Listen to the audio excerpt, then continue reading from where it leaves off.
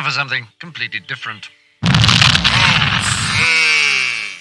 started a show full of fun and unintentional things. DaHoShow, streaming on YouTube for thee.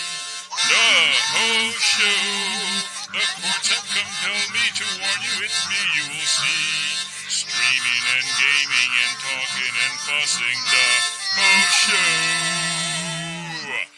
it's free.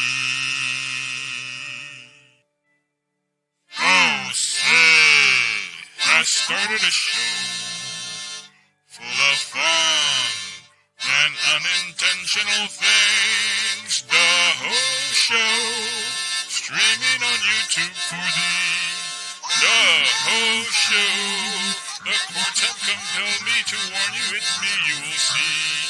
Streaming and gaming and talking and fussing. DaHoShow, it's free.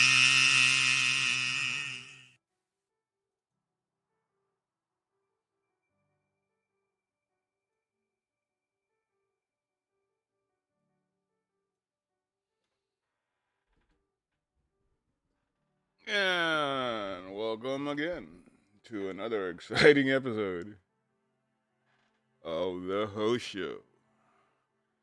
And today, I guess we're just going to be mostly just World of Warcrafting it.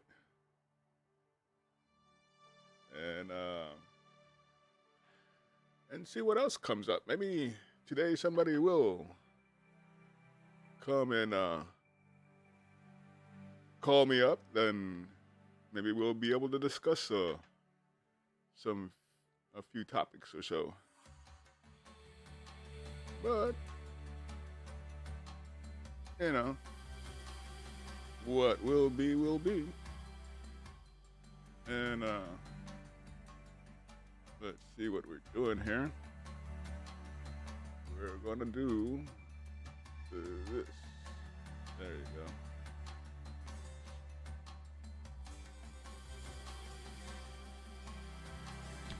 And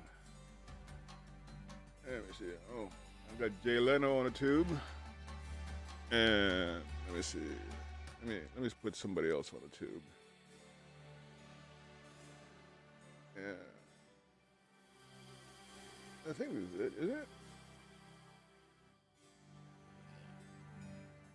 No, that's not it. That's the wrong one, isn't it? Yeah. Let's try this stuff. Let's try.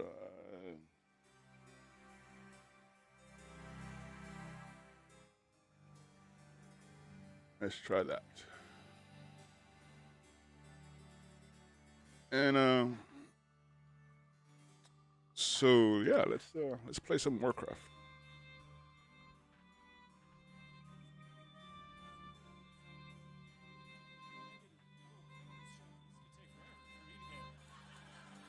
Is it my turn? All right, fantastic, cool. All right, man. Here we go. We're on different rinsing cycles. I don't want to mess that up. Cool.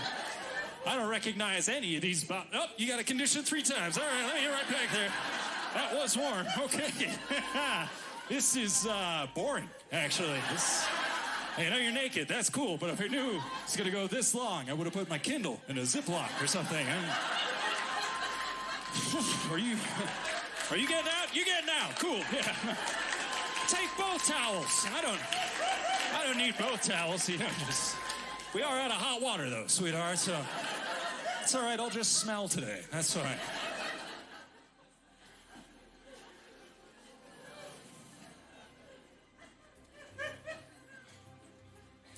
I like our apartment. I like our bathrooms. I have one gripe with our bathroom though. And it's the way that it's set up. It's configured in such a way where when you're standing in the shower and you pull back on the shower curtain, that main mirror is right there. And I'm not usually ready for that. Like, because normally if you're going to be naked in front of a mirror, you kind of psych yourself up a little bit, right? You're just like, all right, here comes the mirror. You just flex the whole time you're in front. Hey, you look pretty good today. All right, just brush your teeth. There we go. I'm putting my contact lens. All right, you deserve a pizza. Good for you. All right. Somehow I forget every morning. I get done with my shower, I turn off the water, put my shampoo back, pull back the shower curtain. I'd rather see a puma in my bathroom than my naked, disappointed, foggy self looking back at me.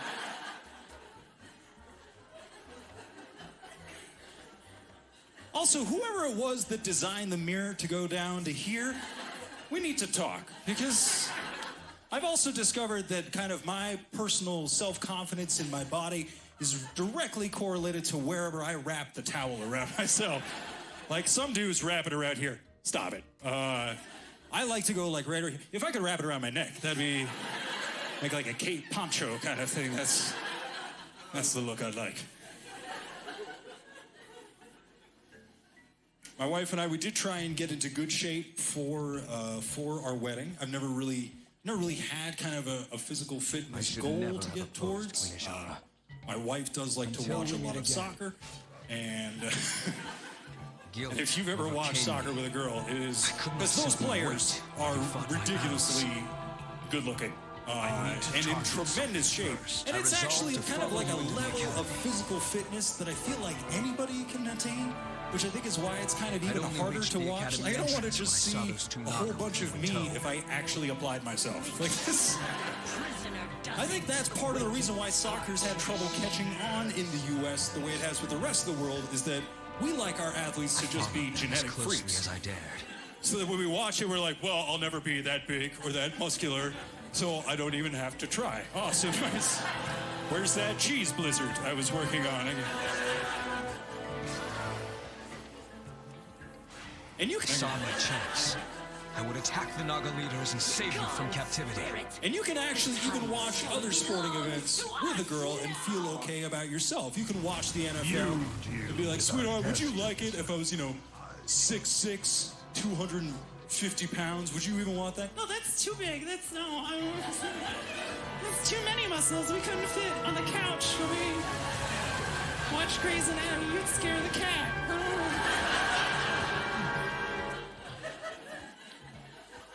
You watch the NBA with a girl. Sweetheart, would you like it if I was, 6'8", like that guy? Would you want that? No, that's too tall. It's too tall. Because we like to spoon, and that'd just be like, I'd be like a spoon and a ladle. Just. This and the Tidestone had invaded me. Rather than pursuing her, I set off to rescue you. If you try watching soccer with a girl, they're like, sweetheart, would you like it if I was, 6% body fat, had a faux hawk, spoke Italian? I had finally Sweetie. found At the entrance to the cave, however, I ran into an old acquaintance. Yeah, I really would. I'm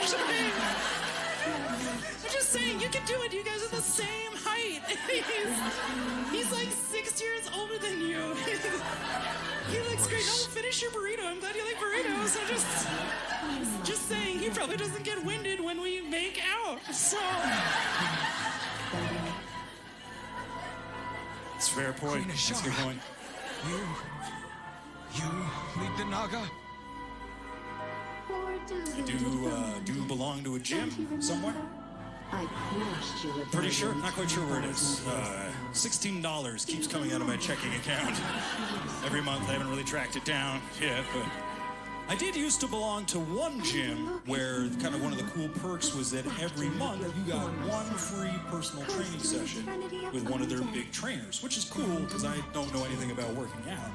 But it always would frustrate me because I would always get one of these huge hulking dudes who would never really convey how difficult it was, the exercise that they were going to have you do. They would just kind of assume you were in fantastic shape. This dude would be like, all right, man, here's what you're going to do. You're going to come over, you're going to sit down on this thing, you're going to grab these 2 bars and just start pulling into your chest. Before your demonic allies, witch. Boom. We will never. Boom. See, it's like a metronome. I'm not even thinking about the boom. I'm just not even thinking about the breathing. I'm just thinking about the plates going up. Boom. Boom. Boom. All right, man. You get down there. You can throw down about 25 of those. I'm like, sweet. Okay. So I get down.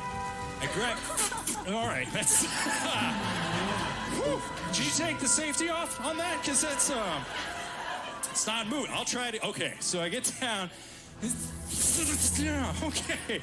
See, there was like a boom, but it was like here, and I don't want to press my luck on that. Maybe we'll just skip that for now. Where are the showers? Just out of curiosity, if you were to point in a direction where.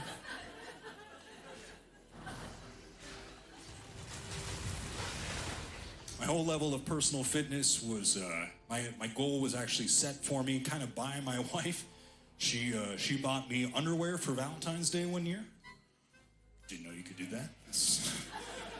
And she got me boxer briefs, which personally I can't buy for myself. I usually feel worse about myself when I see the dude on the packaging. Do you guys know that guy? The guy with like he's got like the He-Man abs and like a papaya shoved down the front?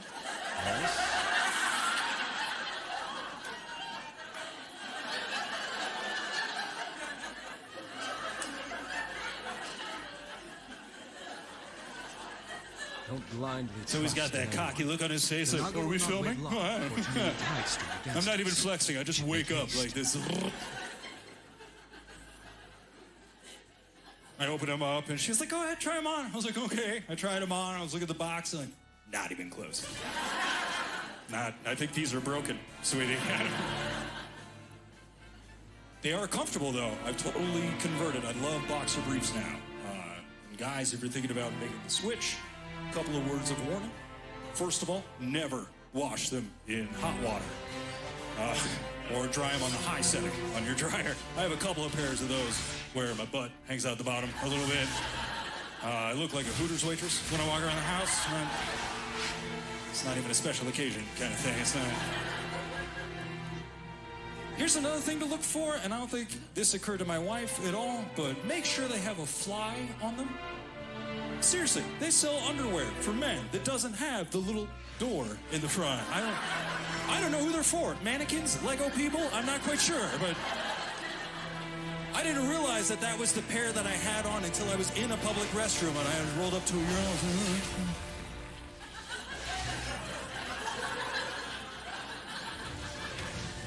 And it's not panic. It's some sort of release latch or some sort of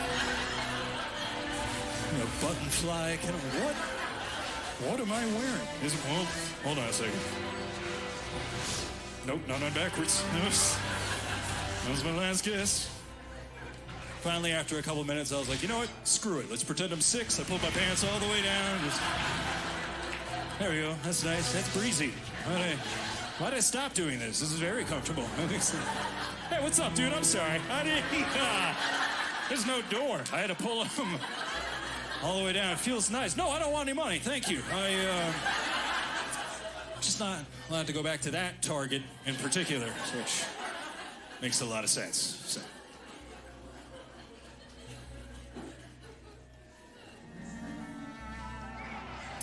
My wife and I are trying to be pretty healthy. Last year we decided to go gluten-free because we like food, but we wanted to pay more for it. It was goal number 1. We wanted to get less of it, and we wanted it not to taste as good. So far, we're batting 1,000 on that one. And you don't realize what an important role gluten plays in some foods, like cornbread, for example, is not the most structurally sound food to begin with. And then we got some gluten-free cornbread, which was like trying to eat a sandcastle. Like you take one bite into it, and just all goes down there. That's how it looked when it came out of the box. Look at that.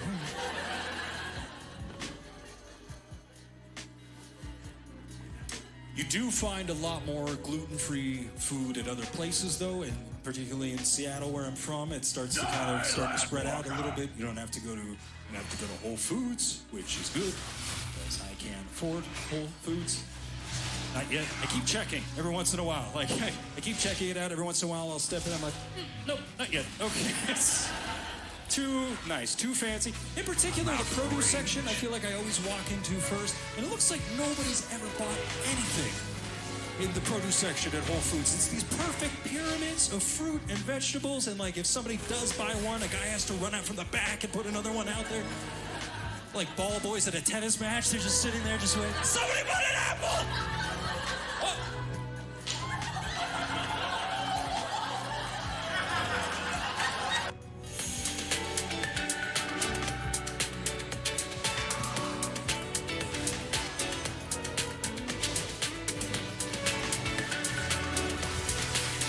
I need a target.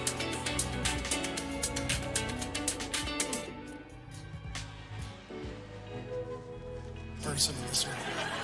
Everyone 100 years or older has a name like Gertrude. She's so rude. No one feel bad for Gertrude, okay?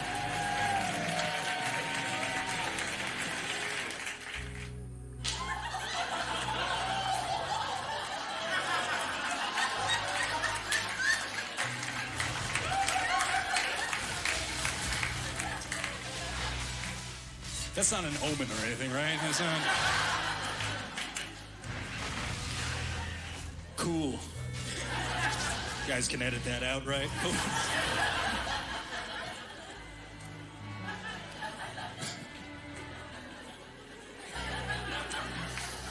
Oh, goodness.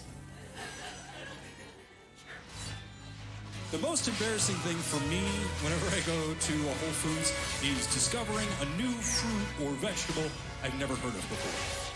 That's embarrassing for me when I'm just looking around like, what? I don't know. Then I have to ask one of the stock boys, excuse me, I'm sorry, I've never heard of this before. What is that? The guy's like, oh, are you telling me you've never had a Puma Renew? It's like if you combine together quinoa and a date, and it'll annihilate your colon. Clear out your weekend, actually, because they're on sale today, $27 a pound. That's a pretty good price for the Puma Renew.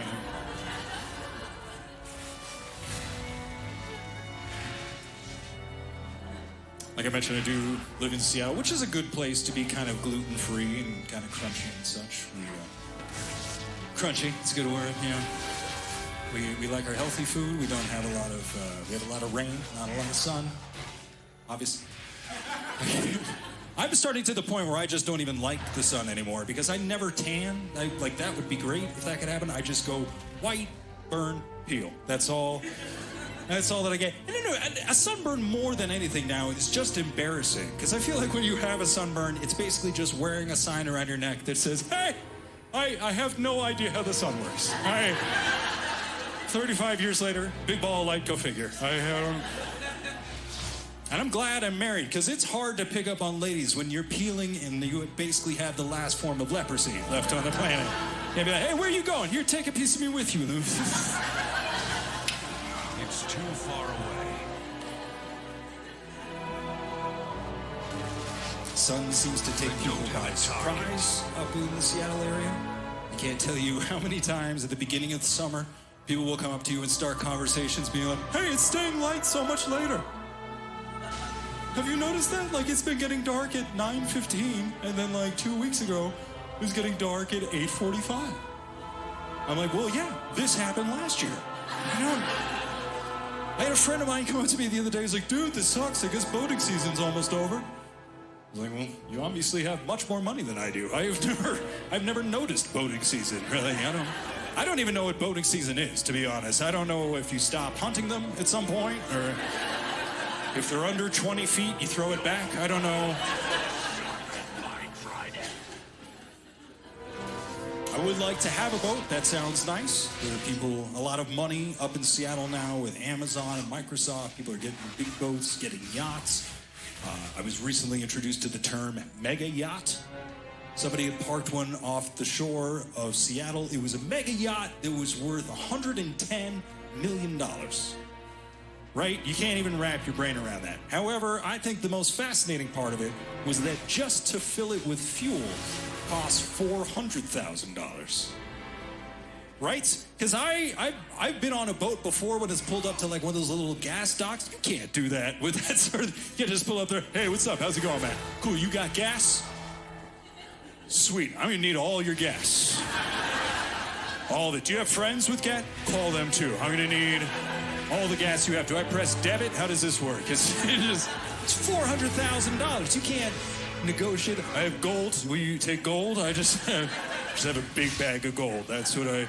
You don't take gold, but you take Discover. That's weird. Okay. I feel like half the appeal of getting a boat is just coming up with the cool name to go with it. And I feel like especially with yachts and sailboats, they always have these really rich-sounding names. Those things like Lovin' Life, Ain't Things Grand. That's cool. I want to try that with my car. Just, yeah, everybody pile into the shoulda tried harder. That's mine. Shoulda tried harder too, actually, 'cause the last car was stolen.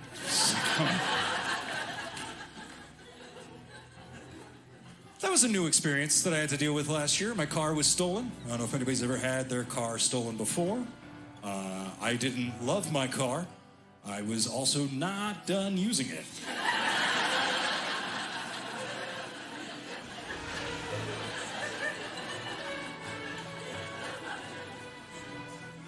More than anything, like seriously, more than anything, it was just a massive inconvenience. I came out of my apartment building one morning, cup of coffee. It was just street parking. Came over and it was just car, no car. No broken glass on the ground or anything, and I was like, huh.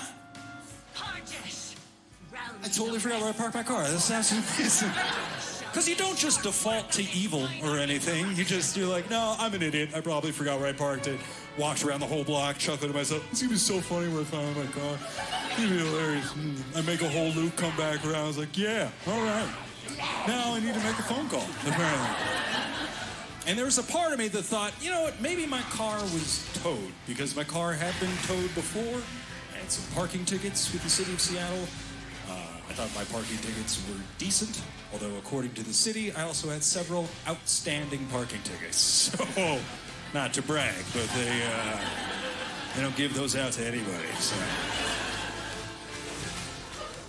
But it also didn't quite feel like my car had been towed, because normally when your car gets towed, it's because you left it somewhere you don't feel 100% about.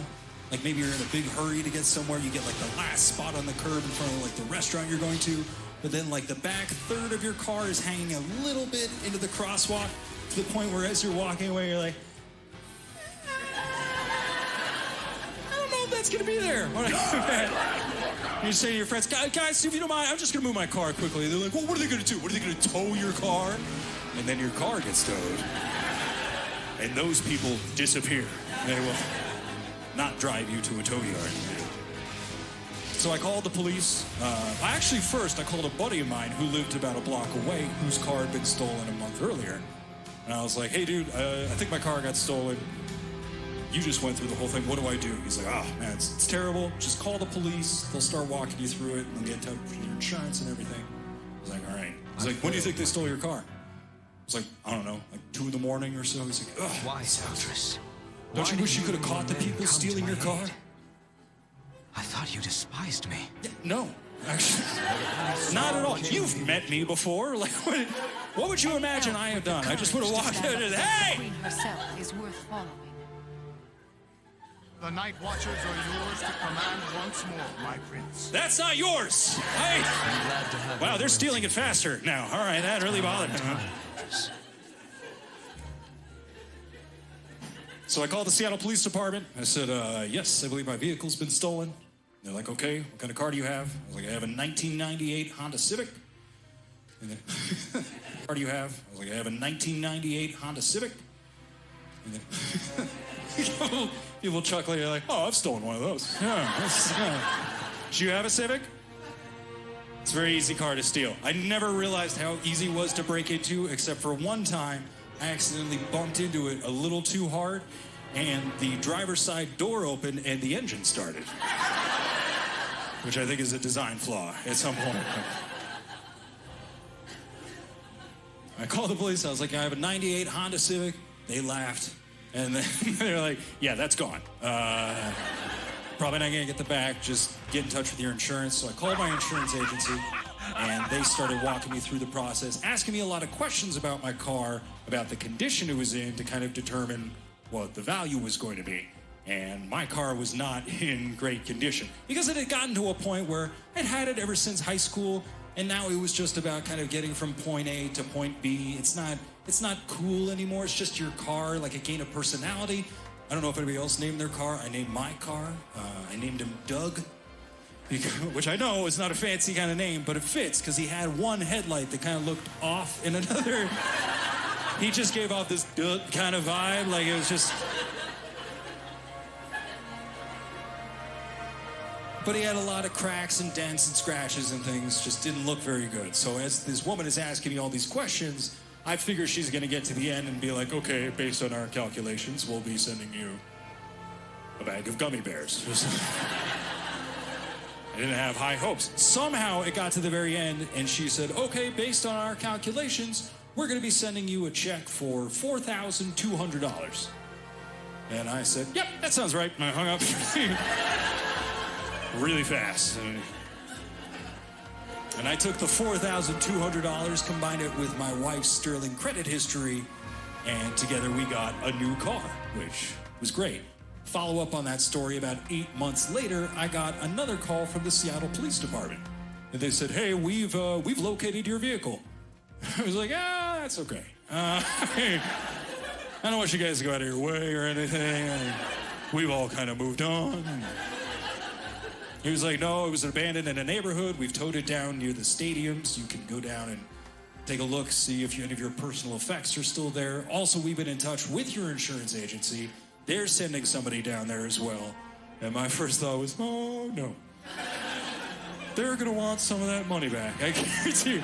There's going to be a guy walking around my car with a clipboard being like, all right, whoa, wait, we paid how much for this? $4,200? That was supposed to be $42, you guys. Somebody moved a decimal point. That headlight doesn't even look in the right direction. I don't... But I went down, I saw this car. It was sad. It was the car I had ever since high school. It had been ripped apart. And like I said, I didn't take a lot of pride of ownership in my car, but I didn't mind driving it around, except when I had to take it somewhere nice. Then it definitely felt a little bit awkward. Like, I lived in LA for about 1.5 years. I was dating a girl that lived in Seattle. She flew down for the weekend. We decided to drive down the coast. We went down to Newport Beach, really nice area. I got us a Hotwire hotel, because I'm classy. Seriously, if you guys haven't done Hotwire before, awesome deal. $100, get to stay in like a 5-star hotel that you have no business being in, usually while they're doing massive renovations. They were tearing asbestos out of our room while we were sleeping, but I was like, hey, these sheets are soft, so... But it was awkward because as we were driving up to the hotel, it was one of those ones that has that big sort of roundabout kind of thing with like a couple of fountains in the middle. And then off to the side, they have that special area where they park all the super fancy cars. It's a lot like Maseratis and Porsches and Rolls Royce. And I'm just putt-putting up the hill and Doug. And I turned to the girl I was dating. I was like, sweetie, I am not going to valet Doug here, right? I hope that's okay. I'll just drop you off. You check in. I'll park somewhere. I'll meet you in the lobby. She's like, okay. So we pull up to the front. She gets out. The valet guy hops out. He's like, hi there, check it in. I was like, yeah, she is. I'm not going to valet, though. I'll just park myself somewhere. The guy's like, well, actually, we valet park all the vehicles for everybody who's staying. I was like, okay. And we both just sat there for a second. And he kind of was hesitating, and I swear, for a second, I really thought he was going to say, if you'd like, we could just throw this away for you, actually. We have a pit in the back that's on fire. We can just roll it on in. You can pick up something new in town. So it's like, fine. I gave the guy my keys, gave me a little piece of paper, went, checked in, spent the night. Next day, came down, gave the guy my ticket for him to bring my car around, and while we were waiting, I turned to the girl I was dating. I was like, you know what would be hilarious? Like, just to kind of break the tension. What if, when he brings my car around, I just start going nuts over the condition it's in? Like, what if I just lose it? Just pretend like I gave them a mint condition 1998 Honda Civic. And then when they roll Doug's sorry self around the corner, I just go nuts. Just be like, what happened? You only had this for 12 hours. Where did all these cracks and dents come from? This rust is awfully advanced. I thought that would be hilarious. Unfortunately, before I got a chance to say anything, I looked in through the windshield, and sitting on the dash was this little piece of paper with kind of the generic outline of a car on it, where they had marked up all forms of previous damage so they wouldn't be liable for it. I've never felt worse for Doug in my entire life. Just all of his imperfections circled and X's, and somebody wrote, should have tried harder on the back. But I love living in Seattle. It's my home, and this is the best job that I've ever had. I will tell you, though, my second favorite job I ever had, which is fairly unique. I used to work as a tour guide at the Space Needle. Maybe with it. That's the appropriate level of enthusiasm for this. It was not a great job. It really wasn't, but I loved it because I used to walk around the top and I got to answer everybody's stupid questions that they would ask when they got up there. That was worth it for the job alone. Especially from like people from the Midwest that had never been above like 45 feet before. They would just step off the elevator. Holy cow, can I see Alaska?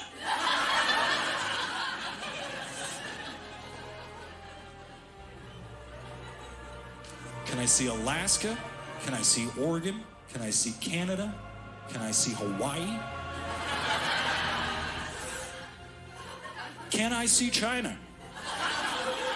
All true, I swear. There's no way I will ever forget the dude who asked if you could see China, because he pointed as well, which bothered me. I don't know why. And I was like, wow, Samir, can I see, is that China? China?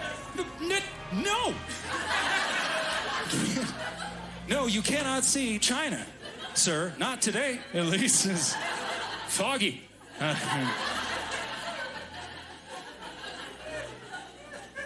People would get up there. Hey, how do I get down?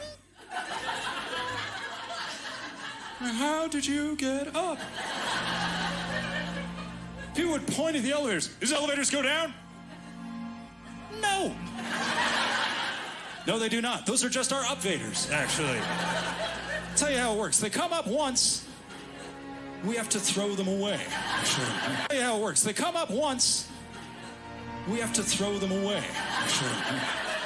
We are losing a lot of money on those. You're right. As a matter of fact, if you want to get down, there's a 500-foot-long fireman's pole that goes down the middle. Chafes your thighs really bad. We take a picture at the bottom. It's awesome. It's worth it. I had one story that beat everybody else's there, and I promise I am not making this up. This is absolutely true. I couldn't make it up if I tried. One day I'm standing at my little information podium. This dude gets off the elevator, smiles at me, waves, and then starts walking around, reading all the little facts on the walls, looking out the windows, makes a full revolution, comes back around, stops, looks really confused, makes a beeline for my podium, and says, excuse me, I've never been to Seattle before, but I know it's famous for the Space Needle. I was just wondering if you could see it from up here.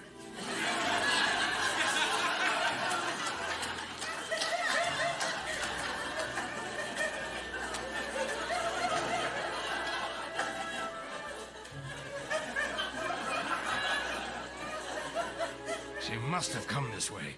Keep looking.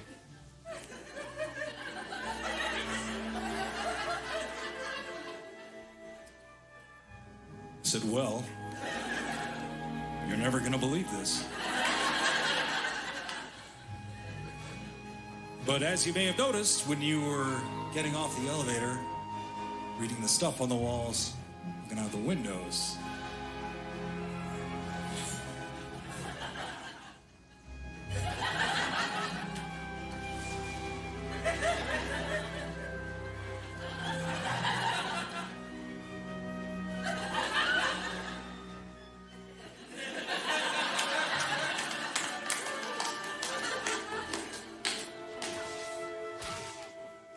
they take it down in the winter, sir. It's a lot of fun to watch, as a matter of fact. But right now, you're in the world's tallest pepper grinder. I think that's pretty cool as well. So you guys have been an awesome audience. Thank you so much, ladies and gentlemen.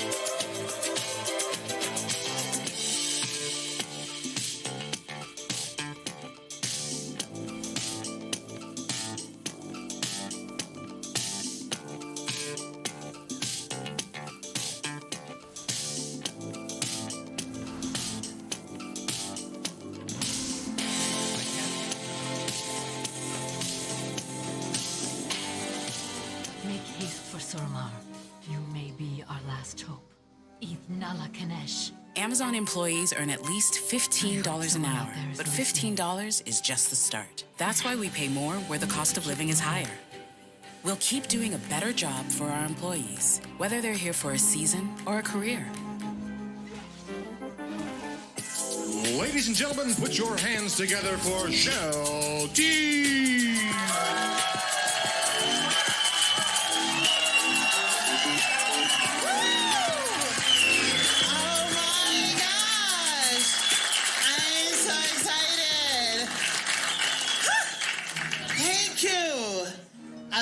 I'm from California, like she said. So, yeah, you from California? Yeah, that's right. And I'm excited to be here.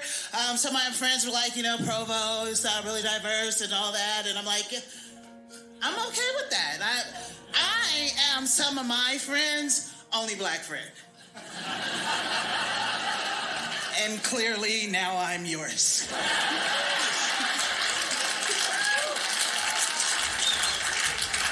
No, excited to be here. I'm in a different stage in my life. Tom talked about kids, but Tom has little kids. I have 7 kids. Ooh. No, it's not a good thing. No, I have 7 kids. My oldest kid, she's 35 years old. Now clap. Yeah. You're like, well, you're cute. She's 35. My youngest is 15. Yeah. She's the one that makes me think about doing prison ministry. As I tell her all the time, I said, I get it. I understand. I'm in a different stage of my life. I get it. I understand, because I'm saved, sanctified, filled with the Holy Spirit. I get it. I said, but I was raised on gangster rap. Leave me alone before you get it. 17-year-old, he ran away earlier this year. Oh, it's okay. One of us had to go.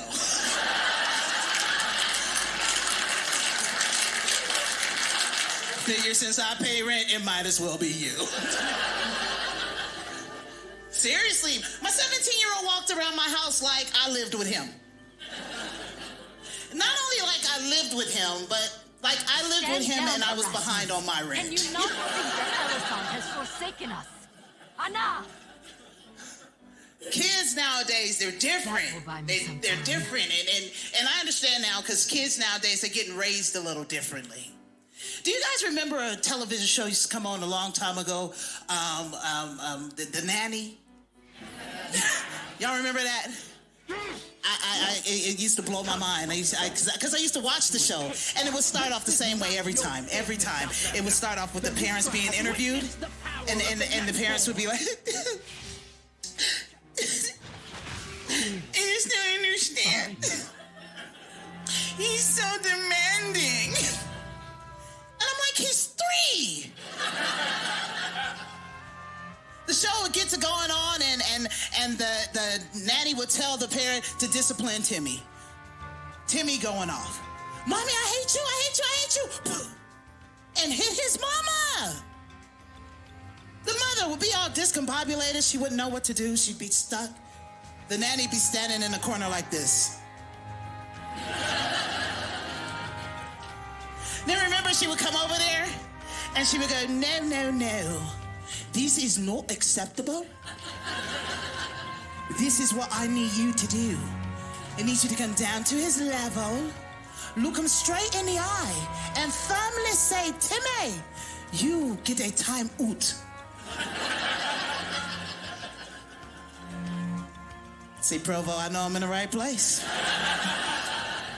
Because, see, I see you thinking like I'm thinking. Because, see, if it was you and if it was me, it'd be a whole different show. Timmy gets to going off. Mommy, I hate you, I hate you. Boom. Hit me.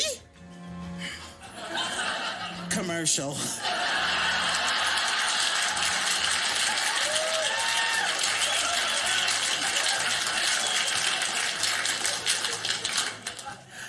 But no. enjoying my life. I'm married. Any married couples in the house? Give it up if you're married.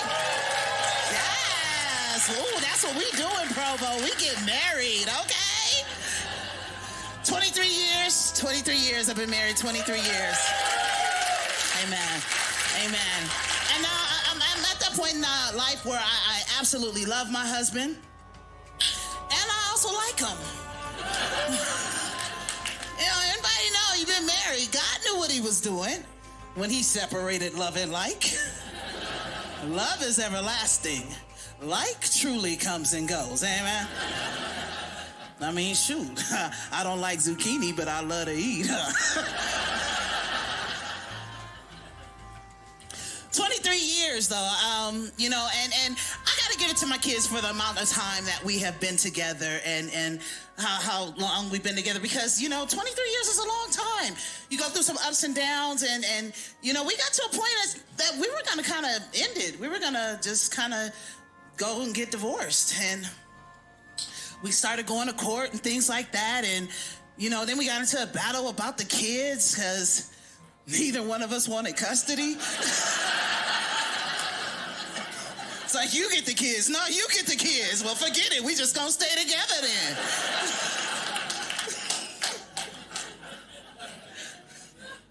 But 23 years, you learn some things. You figure some things out. You understand. You think, because you don't get married on your wedding day. You were in there, you were in the moment, you were all euphoric and a little lightheaded because your girdle was tight. And you was like, you know what, yes, I do. It's 20 years after that if you can still stand there and say, yes, I do. But after 23 years, I've just learned that men and women are different. It's just different people. For example, I've learned men don't close drawers. Drawers, cabinets, I don't know what it is. I figure maybe it's like an allergic reaction that takes place when they have to close it. It's hard for men to find things. Hey, babe, do you know where the ketchup is? Babe, do you know where the ketchup is? You know that red bottle that you just moved to the side? That was it.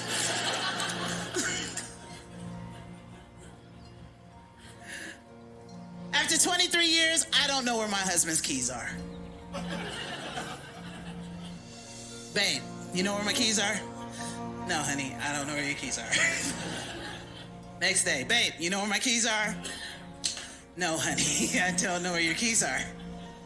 Now, I need you guys to help me out. Wives out here, help me out. If you can follow with me. We are heirs to my uncle's vineyard. To this? To this. Oh, I have vision. We could be sitting on a gold mine. Delicious trying, I guess. New life, new experiences. Nothing wrong with that, is there? No. As a professional bull rider, I'm used to taking chances. But when it comes to my insurance, I don't. I use Liberty Mutual. They customize your car insurance so you only pay for what you need.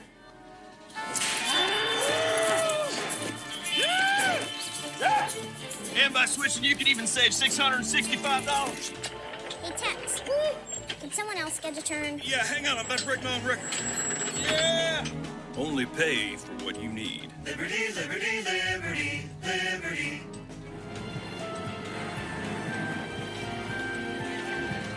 Reflect on the past, celebrate the future. Season's greetings from Audi.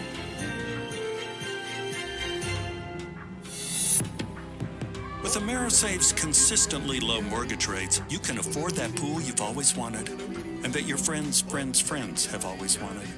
Well, good luck with that, because AmeriSave can only help with the part of the dream you could buy with money. Introducing T-Mobile 5G Home Internet. Now you can get 5G high-speed internet with no annual contracts, no fees, and no BS. Get set up in less than 15 minutes. It's simple. With T-Mobile, you get up to 50% savings when you switch. Fast, reliable, 5G home internet for $50 a month. Nothing more.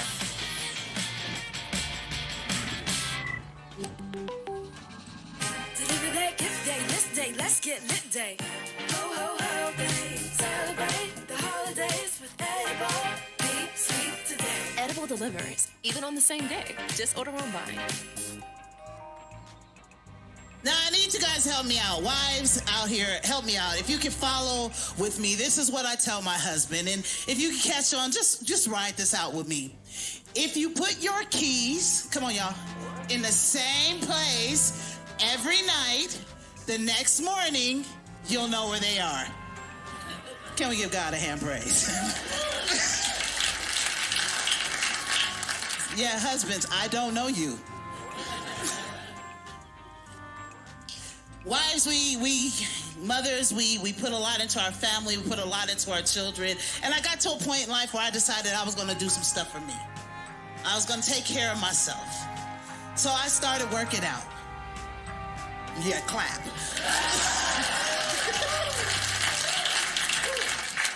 I did. I started realizing that I wasn't doing things right. I wasn't being very healthy, so I had to start doing some things differently. You know, I started off small. Because when you get to a point where you drop things and you have to have a discussion before you pick it up, I'm like, oh, that's way down there. Yeah, I didn't need that money anyway.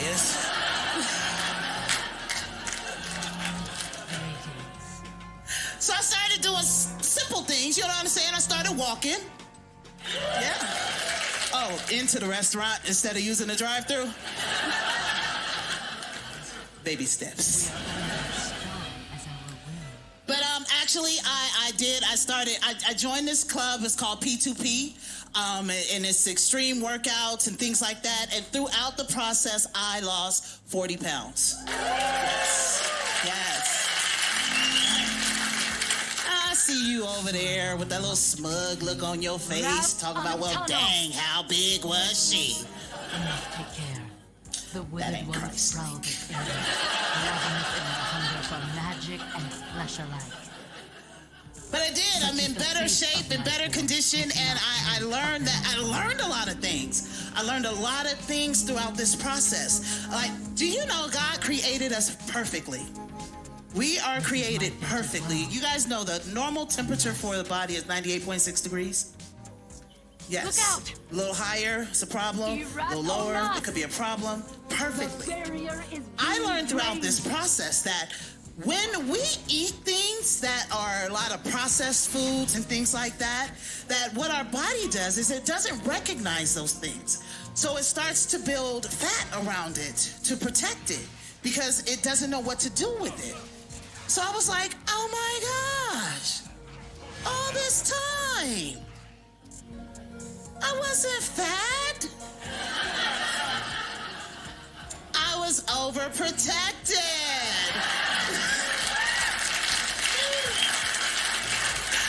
God is so good.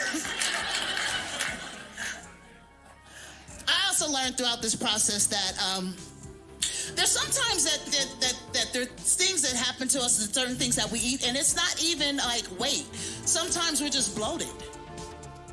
Yeah, sometimes we just eat certain things and it just bloats us up like, you know, it's gas. Some of y'all fart, you'll be 20 pounds lighter right now. Let it go, let it go. So I'm at a stage in my life where I am learning to live and to love life. We must find shelter. Yes. Yeah, I need y'all to clap. Is somebody depressed in here? What's going on? And are you really fine? Good for you. No. But I am, and that's because I'm getting older. I'm 48 years old, you guys. Yes. And I recognize the difference between 20 and 40s. I need a moment. It's not the same. It is not the same. I've learned that, like, in my 20s, there was just certain things that I could do when I wanted to, how I wanted to, and I didn't care. There was a lot of things that I disrespected when I was in my 20s. Like, you ever walk down the aisle at the store and you pass those readers In my 20s, I was like, yeah, I don't need those. In my 40s, I have pairs that match my outfits. Do you know your eyesight changes automatically when you turn 40 years old? Like your eyes woke up and was like, yeah, don't want to see anymore. There were things that I could do when I wanted to. I need to. When I chose to. Like pee.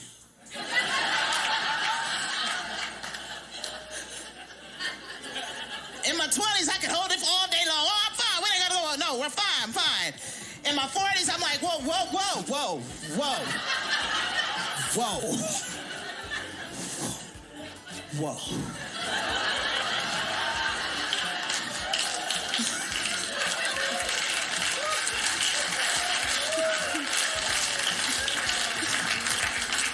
Them Depends look a whole lot better now, huh? I would have been used them, but I'm scared they gonna work. I thought you had to use the bathroom. No, I'm good.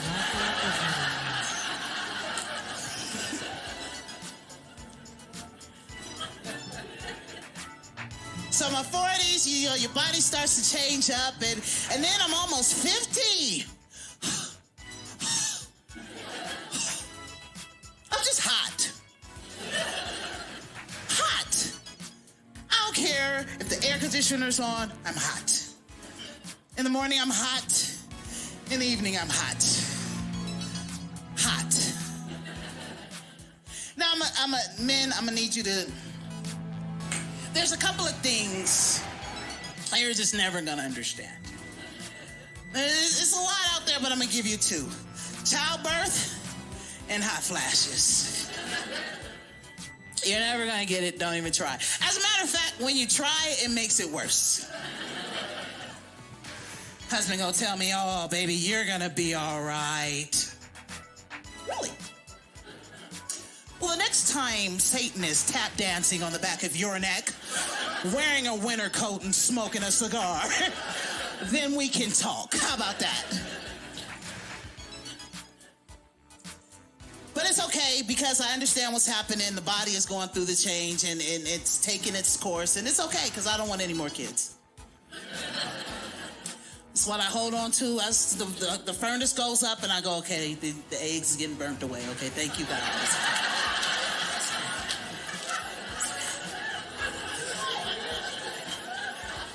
Because I don't want any more kids. I don't think I'll make it through. I don't. I mean, because kids make you angry. 10,000 years ago, kids make you angry. Kids make you do things different. Kids make you even watch TV differently. Of the Night Elf Empire. Like, I used to watch Snapped. Suramar. Because I thought our people prospered for centuries. What is an overpass? Until the Legion Question, is that an S or a entranced 5? by the power they I offered. thought so.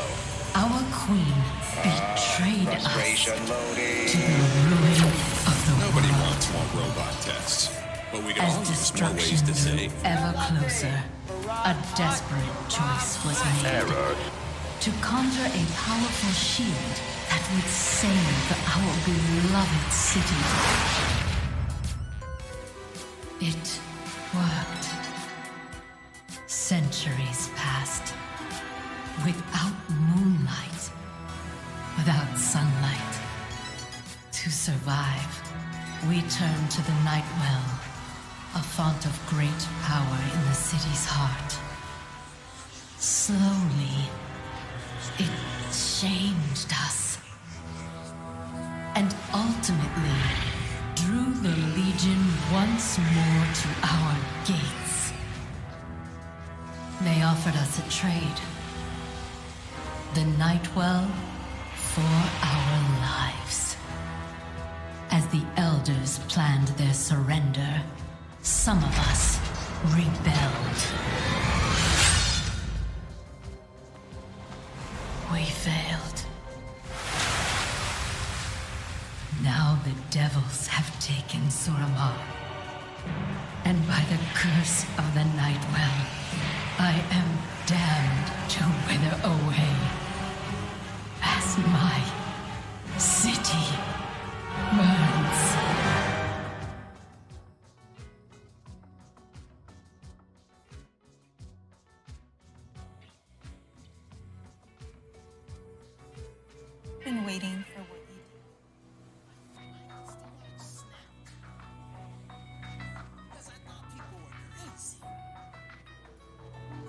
watch snapped, because I can relate.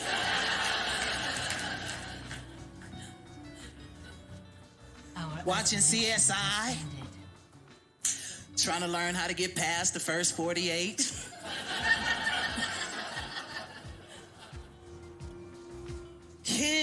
Kids, and I don't want no more kids. I don't. I got to that point where I'm good. You know, I got one more left. If I can get her out the house without doing jail time, I'm all right. But women, I just need you guys to know, in this stage, especially in this stage of life, when you're going through those different changes, hormonal changes and things like that, you're still dealing with kids and things like that. Let me tell you, you are a master of your emotions. Give it up for yourself. And I know some of your husbands are sitting next to you going, no, she's not. No, she's not. She kills off all the time. No, she's not. You have no clue what goes through our minds when certain things take place. No clue. Like, for example, I have walked out of my house and stood outside and thought to myself, I could burn this whole place down with everybody in it. I've been driving down the street. Me in the driver's seat, my teenager on this side. With an attitude for nothing. And I've thought to myself, what would it take for me to run this car into the side of this diesel truck so that I'm the only one that survives? And people get upset. They're like, no, you shouldn't say that. No, we have to talk about these things. These are things. As long as we talk about it, like I tell you, you better let me get it off my chest. Better let me talk about it. Because if I don't talk about it, stuff gonna happen. Let me free my mind or the rest will follow. Y'all want to thank you for your time, because this is your girl, Show T.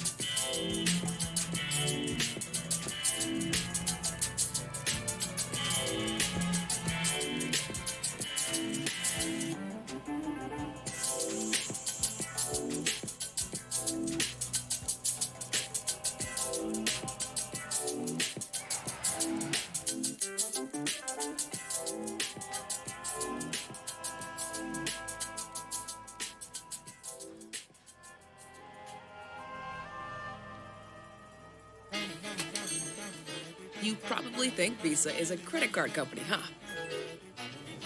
But it's actually a network. Connecting just about everyone to just about everyone else.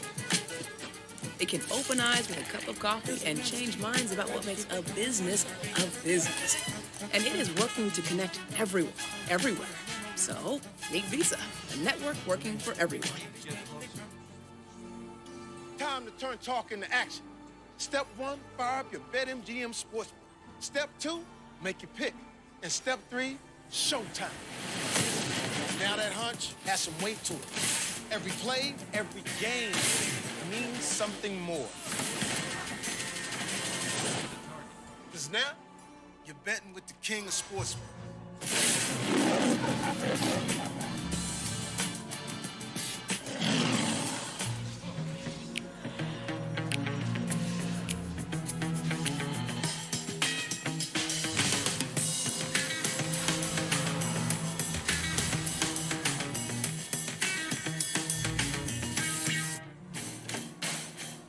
For over 120 years, Mercedes-Benz vans have been built, upfitted, and ready to go. But because we believe dreams should never stay that way. When you hear the call of the wild, answer with a pair of Skechers. Waterproof, insulated, all-day comfort. From backwoods to city streets, and everywhere in between. When you get outdoors, get into Skechers boots. Did you know washing your spouse's clothes may have exposed you to asbestos and qualify you for cash compensation? That's right. If your spouse worked with asbestos in a plant, shipyard, or factory before 1983 and you washed their clothes, you may both have been exposed and qualify for cash compensation. Schedule your free health test today. Call 888-315-3997. That's 888-315-3997. Thousands have been paid already. Over $30 billion has been set aside for victims with no out-of-pocket costs. Call 888-315-3997. This is not a lawsuit against the company you worked for. If your spouse worked with asbestos in a plant, shipyard, or factory before 1983 and you washed their clothes, you may both have been exposed and qualify for cash compensation. Schedule your free health test today. There's no out-of-pocket cost. Call 888-315-3997. We're all going at our own speed. At Enterprise, peace of mind starts with our Complete Clean Pledge, curbside rentals, and low-touch transactions. Connecting you to all the places you love. Enterprise. It's my 310, no exit in sight, migraine medicine. It's Ubrelvy. For any time, anywhere migraine strikes without worrying if it's too late or where I am. One dose can quickly stop my migraine in its tracks within 2 hours. Unlike older medicines, Ubrelvy is a pill that directly blocks CGRP protein, believed to be a cause of migraine. Do not take with strong CYP3A4 inhibitors. Most common side effects were nausea and tiredness. Ask about Ubrelvy and learn how AbbVie can help you save. 'Tis the season on NBA Lane, and tensions are rising with the feast of 5 games. Woo, believe that! Catch 5 straight games this Christmas.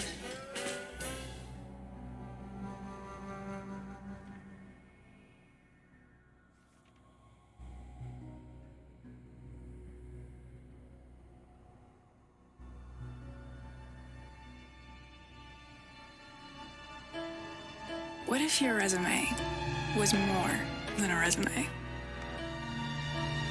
What if it could adapt and improve? What if it opened doors you didn't know existed? Created opportunities that let you be seen, heard, even help get your foot in the door. An Indeed resume never stops working for you.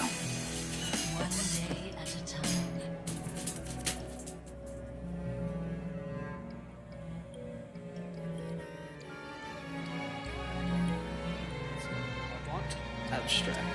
Avant abstract? Oh my god. Pretty far out stuff. I did my business cards in that font.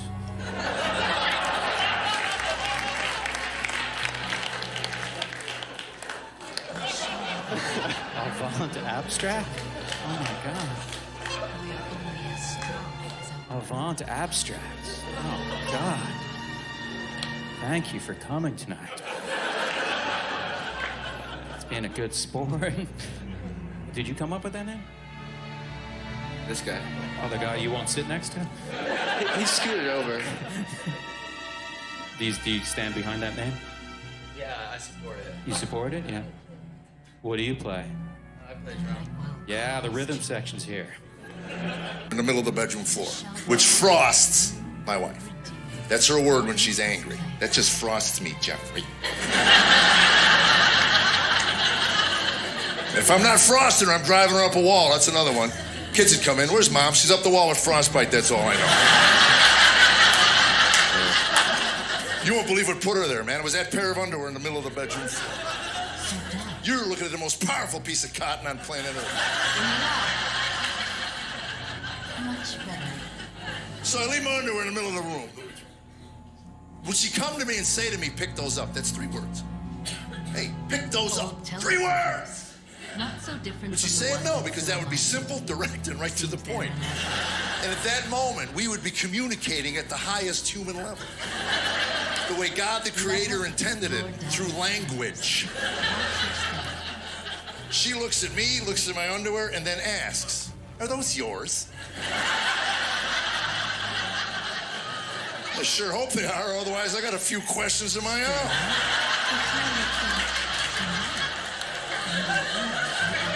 What do you want? That's the only question a man has for his wife. What do you want? Quit talking in code and tell me what you want. One thing is certain.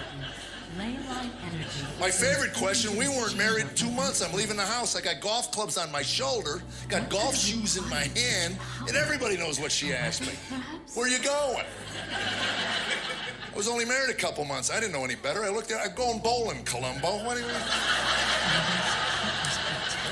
If you're taking notes, that would be the wrong answer. An hour later, I was still in my living room. Come on, tell me, what is this about? Please, let me know. Please. I can make the back nine. Just let me know. It's about knowing the right answer. That's why your beautiful, intelligent wife would ask such a banal question. I know better today. If I'm leaving the house with golf clubs on my shoulder today and Tammy says, "Where you going?" We'll put these in the car, baby. I'm going to come back and mow our lawn. That's just practicing leaving for golf.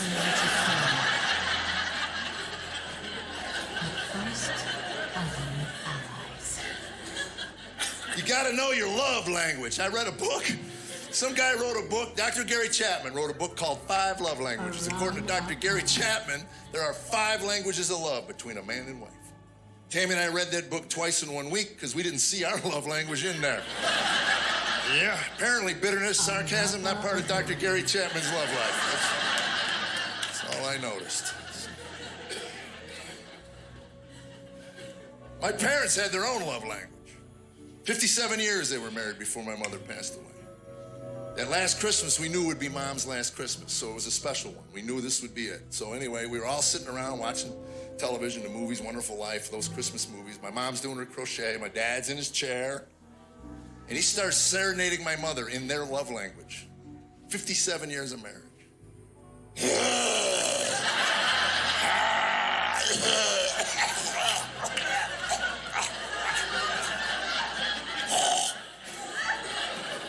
My mother didn't miss a beat. She didn't even say anything. She puts her crochet down, she goes into the kitchen, comes back 20 minutes later with 2 hot dogs and a soda pop for her husband.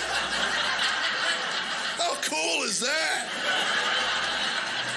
So that night, I'm laying in the fajita with Tammy. And I'm talking. I said, "Did you see that today?" She goes, "What? My parents, did you see that whole thing?" She goes, "I did." And I go, "You think we'll ever get there, you and me, on that level?" Tammy says, "Shoot me if we do. You start hocking hairballs at me like that, it's over." That was one of the most vile, disgusting things I've ever witnessed in my life. I almost chucked my dinner all over the kid's head. Wow, I thought it was beautiful.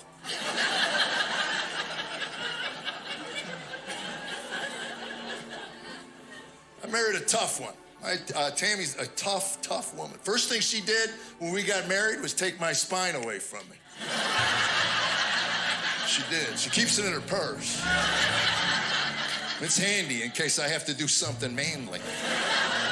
3 o'clock in the morning. I heard a noise. Here's your spine. Go down and see what it was.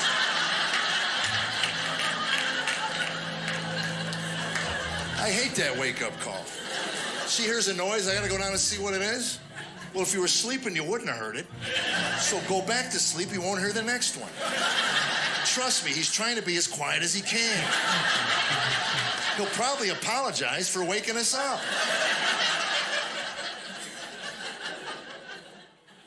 She should go down there. If he tracked mud on her new hardwood floor, she'd rip his thyroid out. She's got a temper. I mean, a temper. I'm not talking irritability and sarcasm because that's what attracted me to her. Here's an example. We were eating breakfast one morning, just sitting at the breakfast, minding my own business, whistling. That's the kind of good mood I was in, whistling. Could explain why I didn't hear her ticking on the other side of the table. I just wanted to butter a waffle. You know what I'm talking about, man? You just want to butter a waffle. No family business, no talk, no nothing. Butter a waffle. So I said, "Sweetheart, could you pass me the butter knife?"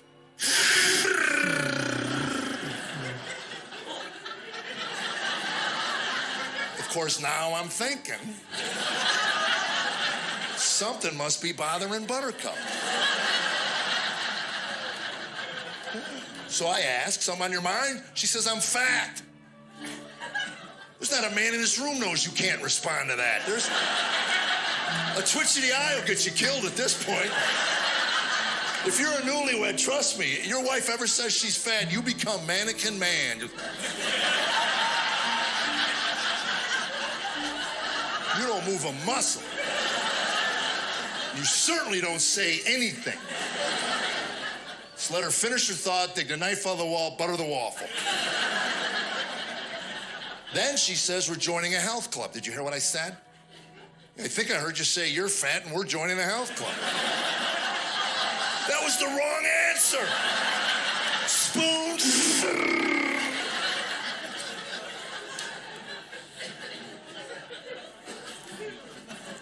Of course we joined a health club. And if there are two people on this planet that should have never purchased a health club membership, it is Tammy and I.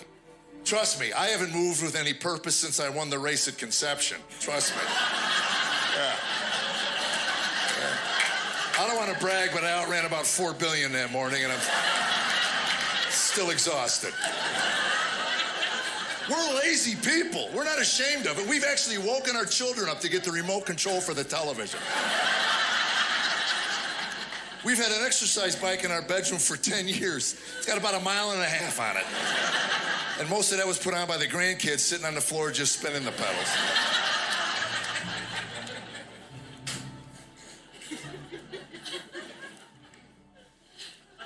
She once called me from the driveway to get her purse. Hello, get my purse. Where you at? I'm in the driveway. I'm going to the health club and I need my ID. How lazy are you? Hey, go get your mother's purse and bring it to her, will you?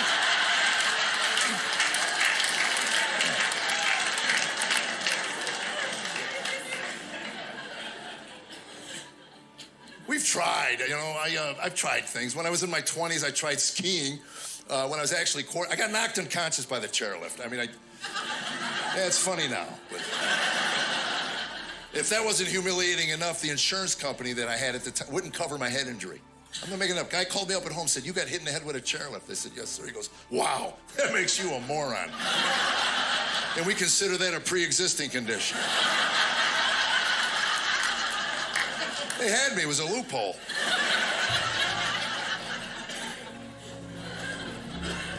I wanted to get in shape. I have grandchildren now. They're running me ragged. By the way, if you're a young parent, everything I was told about grandchildren is true. It is. They are your reward for letting your teenagers live. That's fight the urge, let those ingrates live, and you'll bring you a bundle of joy. They will. Just give them time. But you've never been sicker in your life till you spent time around little children. You know that. They go to preschool. Why the CDC hasn't shut down every preschool in America? I'm not kidding. They're little germ magnet, agar jars, or petri. If you went to an American preschool, shut off all the lights, turn on a black light, it would look like the surface of the sun in that place. And they're 5 years old. They don't know any better. They give stuff to each other. Give this one to your papa. And she'll wait till I'm sleeping on the couch and she just stares at me while I'm laying there. And you know, because of gravity, everything in her little mouth is splashing on my face. It's like sleeping under a toxic rain pipe. Vanilla wafers and Kool-Aid. Get this paste falling on your face. And as soon as I open an eyeball, she goes, oh, is that Ebola? I haven't had that one yet. And the worst is when they take a drink out of your water. They hand you the glass, you got a 6-course meal floating around the top of it. You know, Papa will get a new water. Water shouldn't have 40 grams of fiber in it, that's all I know.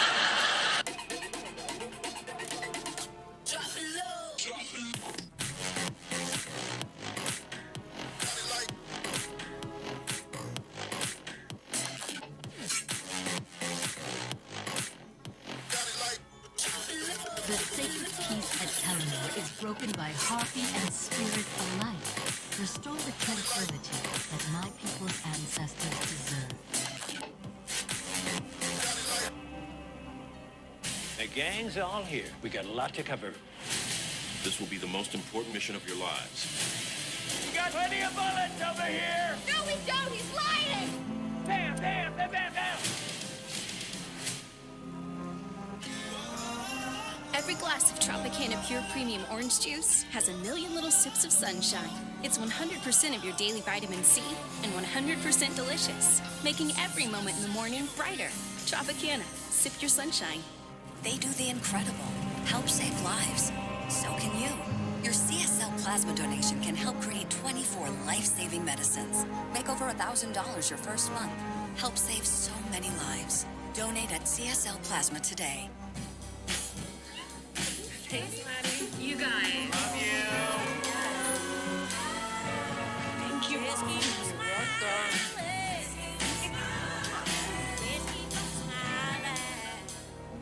Welcome to the Fragrance for All event. With 20% off full-size fragrance at Sephora, the gifting possibilities are endless. So you can celebrate everyone on your list. 20% off full-size fragrance at Sephora.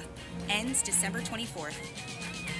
Amazon employees earn at least $15 an hour, but $15 is just the start. That's why we pay more where the cost of living is higher. We'll keep doing a better job for our employees, whether they're here for a season or a career. Leave, Marvin.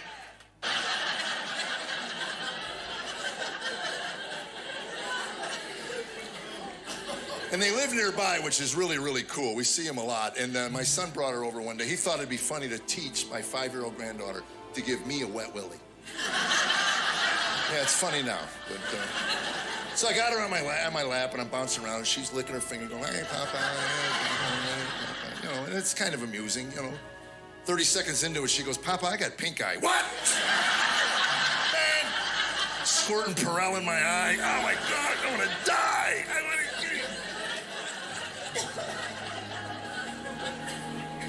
It was cool. She just turned 5. We had the birthday at our house, and it was really kind of cool. And my son dropped her off, and they had to go get her a gift, a bicycle or whatever it was. They didn't want it there, so they drop her off about an hour before the party starts, and she sees all the balloons and everything. She knows it's her birthday. She's 5, so she runs down. I'm on the couch. I'm reading a book. She's running down the hall. "I'm the birthday girl!" And she disappeared. I didn't see her, and then I heard her plow into a wall. And I only tell you this because people after the show will ask me, "What sort of stuff makes you laugh?" That would be one of them right there. I'm sorry. I'm reading a book. She disappears. I hear, you know, that's funny. I'm sorry. That's funny. I tried to comfort her, but I couldn't stop laughing at her. I go, "Evelyn, you were moving." "I was moving, Papa." And when they cry at that age, they get that yo-yo. It gets about here. I don't know how they know. It's just like, you know, and you get transfixed on the yo-yo, and then the bubble shoots up. Whoa. Did that come out your little head? You got to get the parent book out, bubble out the head. That could be dangerous. And I don't know what to do with it. She's crying, she's running her nose, and Tammy comes walking by. "What happened?" And she says, "I was moving, baby." And I said, "She plowed in the wall. She's okay." I said, and she goes, "What's the problem?" I said, "The stuff, the junk coming out of her nose." Tammy goes, "Oh, you're such a wimp." And Tammy grabs it. She just grabs it like that. This toxic waste just. Now she's walking down the hall berating me. "You're such a wimp. I'm sick and tired of it." And it was still connected to her nose. It was like, oh. And she says to me, Tammy says, "I bought you handkerchiefs." Who uses handkerchiefs? I don't see the attraction of blowing your nose and then stuffing it right back in your pocket. If you want to hang on to this stuff, leave it in its natural environment. And my father had handkerchiefs, and this is probably what, in our family, as a young boy, if I was crying and my nose was running and my father was walking over with a bald handkerchief, oh, I backed that snot up as fast as I could, man. I'm all right, Dad. Look, nothing coming out. No, I'm fine. "Come here, boy. Let me wipe that face." "No, not the handkerchief, Dad. Please, not the handkerchief." Then you hear him open it. "Oh, no. Come here, boy."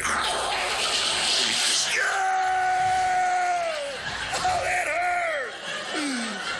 Oh, my goodness. My eyebrows. I don't have any eyebrows. For an entire school year, my mother drew my eyebrows in every morning. For an entire semester, I was surprised every morning.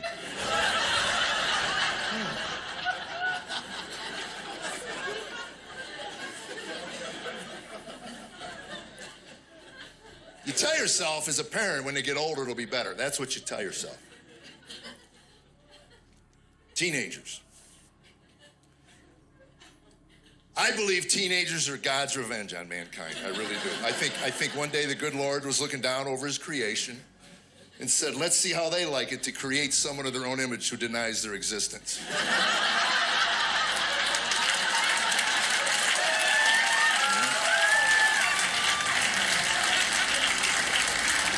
Because I have read the Bible more than once, cover to cover, and it never mentions how old the devil was when he rejected God's authority.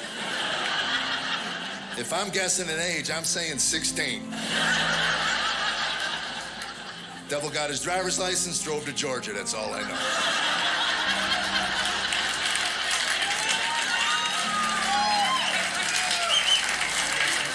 One heck of a fiddle player, buddy. You can't argue with a 16-year-old. You can't. They have a 3-word vocabulary. That's it. Is a word. You gonna pass your history test?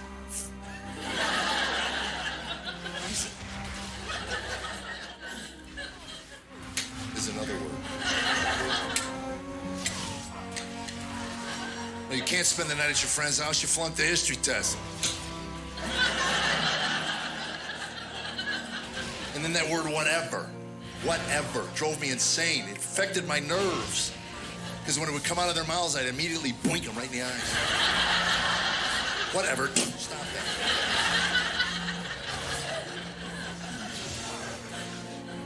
You get your little angels ready for therapy. They're going. This is America. Your kid's gonna lay on a couch at some point in his life and blame you for everything. You might as well give him reasons going in. Don't stress about it, they're gonna do it. I told my kids when they learn to write, when you perceive an injustice in our home, do us all a favor, write it down and date it and I'll initial it for you. I'll come. Well, when you're middle-aged, my memory's not so good, we could breeze through the therapeutic process together. I'll just hand that book to the therapist. All that stuff with my initials next to it, I did, and I'll be at the golf course. I don't get it. Where we're at as a nation, we got 40-year-old men calling up their 65-year-old fathers and yelling at them at 2 in the morning and blaming them for all the grief in their life. It may be true. He had a rotten father, but at this point in his life, what do you expect him to do for you? I got my answer ready. I'm waiting for one of my sons to call me up at 2 in the morning. You ruined my life. All I'm going to say is, whatever.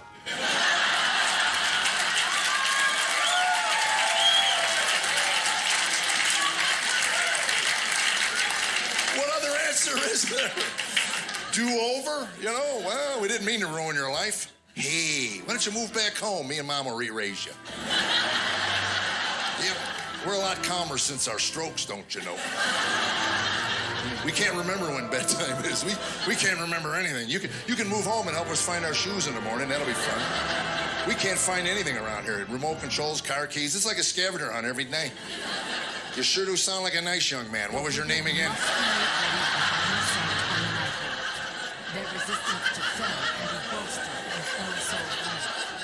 It's puberty. Something happens when a child hits puberty. My oldest son went through puberty at 11 years old. Not making it up. It took him a half an hour to get through it. But it was a terrible half hour.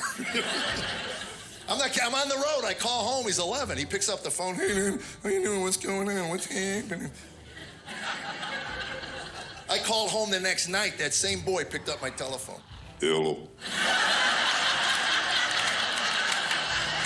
Hey, who are you? Put my wife on the phone and get out of my house. And they're all different. My youngest son was 6'2", 230 pounds, 13 years old. This man-child walked around our home for months. His voice never dropped. Really? How do you keep a straight face during that phase of development? He'd yell at his brother. We'd have farm animals showing up at our back porch, just yelling down the hall, get out of my room! It's in my room, he's touching my stuff. Dial it down, man. There's 2 goats on the porch looking for you. That's real funny, Dad. Should put that one in your stupid show. So I do. And the talk, every father in this room that had a son knows what the talk is. You sit him in a chair as a boy. When he gets out of that chair, he's a man, because for the first time in his life, he hears the facts. He hears the truth. You look him dead in the eye. Boy, you have got to quit eating all the food in this house. There are 5 of us here. We feel like we're in competition for that food with you. This is an American home. It is not the Serengeti. There'll be more food tomorrow. Just slow down and save some for your little brother. That poor child's so skinny he fell down a sewer grate.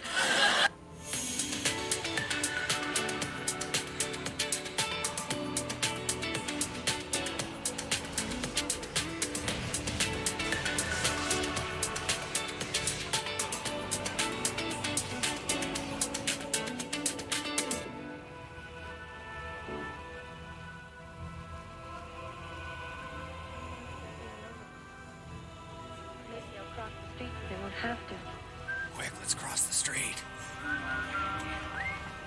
Hi, Mary. Hi, how are you? Nice to see you again.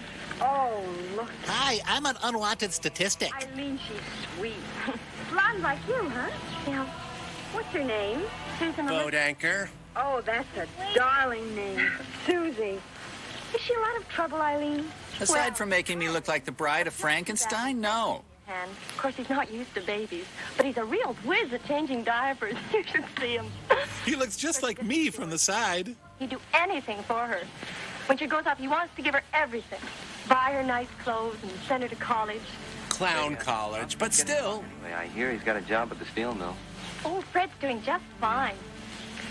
Of course, it's not the kind of job he'd planned on, but still. He'd hoped to work in a slaughterhouse, but we do have to give up on our dreams sometimes. He says it's a lot better than school, and he's making a lot of money. It's nice he's doing so well. Why don't we ever see you anymore? Well, I'm very busy power frizzing my hair most of the day. Of course, having an apartment of your own keeps you kind of busy. Besides, we both enjoy spending a quiet evening together at home. Me, Fred, and old Mr. Boston. You and Fred, eh? Oh, yes, we're getting along just fine. The sadly ironic juxtaposition you just saw in the cutaways was a lie, digitally manipulated by longtime enemies of Fred. The signpost office were asking about you today. Anti-Fred. I wish you were there this year to do the artwork. There's nobody there that can do it as well. We don't miss you, per se, so much as the way you did most of our work. The last issue's coming out in a couple of days. Having a big wind-up party at Terry's place on Friday. Babies drink free. Well, I think we'd better be going now, Mary. Well, nice to see you again, Eileen. Say hello to Fred for me, will you, please? Am I invited? Nice seeing you again, Eileen. Bye. Sure nice seeing you. Guess not. So I don't The know gang's if having a party. They'll have a lot of fun. I bet they'll even have RC Cola like Fred's always promising to buy. Several decades earlier at a New Orleans speakeasy. Hey, RC Cola, sweet. Boy, it's great not being an underage parent. Ah, the old hi-fi. Not so much a wall of sound as a threadbare wallpaper of sound. The kids loved dancing to Mantovani back then. Now, this was 700 years ago, right? Give or take a century. A freakishly big onion hanging from the ceiling helps set a romantic mood.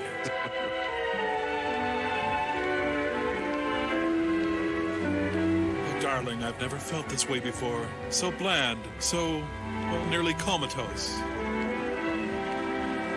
Yeah, must be exhausted after that dance. Wow. Cool air should help me debonerize after that close dancing. Sorry about that, honey. Isn't it a wonderful night? The hell's she seeing up there? Angels riding unicorns? You're pretty wonderful too, Mary. Yeah, don't do that creepy hair thing again, okay? You know, we've been knowing for quite a while now, haven't we? It really hasn't gotten any better, has it? Mm-hmm. You're the nicest girl I've ever met, Mary. And I've met upwards of 3 girls. Mary, I like to say people's names more than a damn telemarketer, but it's making everyone hate me. Mary, would you wear my school ring? I've been wearing it since graduating law school 20 years ago. You're old. Jeff? Until recently, I kept it on a different part of my body, but don't worry, it's been scrubbed with bleach. The ring, that is. He used to do the George Bailey lasso the moon thing, but he always knocked girls unconscious pretending to twirl the lasso. Didn't work out for him. Uh-oh, Mary. Think of your mother. Think of your mother's face, so uncomfortably close that her pores look like glacier caves. Jeff, darling, you've been eating Braunschweiger again, haven't you? Well, I'm gonna see if they have any frozen yogurt to put down my pants. Well, come on, let's go back and dance. No wonder he's such a horn-doggy make-out artist. He was a beta version of Adrian Brody, after all.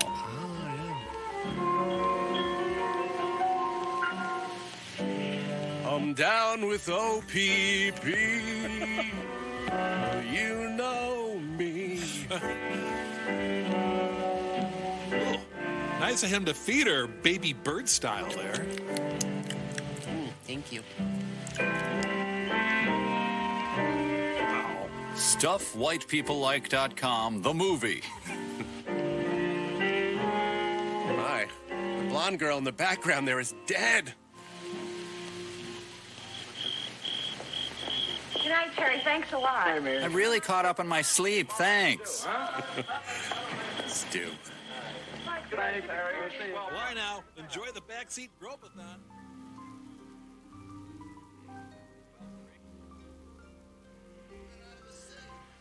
What age can you take them out now? 5, 7, 18? Here's your high school diploma. You get to ride home like a big boy today. I mean, come on.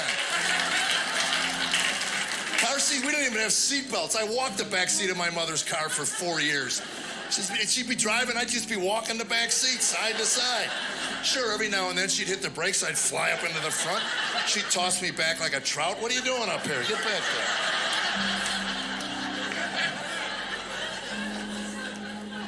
I got pulled over by the police. I'm not making this up. I got pulled over by the police because it was a sunny day and my granddaughter was in the back seat with sunshine through the window, and the policeman said, I'm not going to write you up this time, but you need to have a sunshade to protect her from the sun. I go, what? Are you kidding? I mean, I almost got arrested. I said, you're kidding me. This is a joke, right? When did the sunshine become this evil thing? We didn't have sunscreen. You know what sunscreen was when I was a kid? Dirt. That's what it was. Dirt. And why? Because we would eat dirt, and it would get all over our face and protect us from the sun. And then we'd wash it down with water from a garden hose. And then I'd take a bath, put on my asbestos pajamas, and go to bed. And look how I turned out.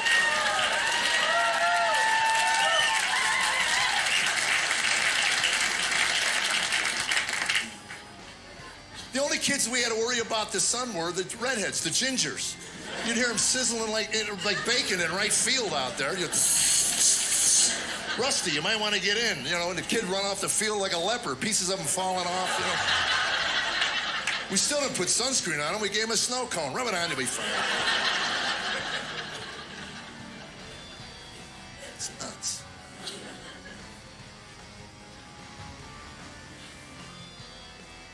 I live in a small town. I love small towns.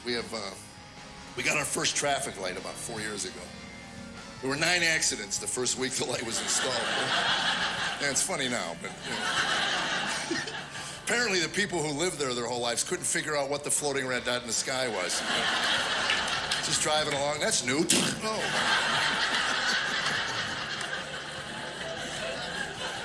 I love small, I do. We moved there from Arizona. And the only reason we live where we live is because there were no homeowners associations. When we lived in Arizona, we had a homeowners association. And this may shock you. We've spent about 35 minutes together, but it turns out Comedy Boy here has a little trouble with authority.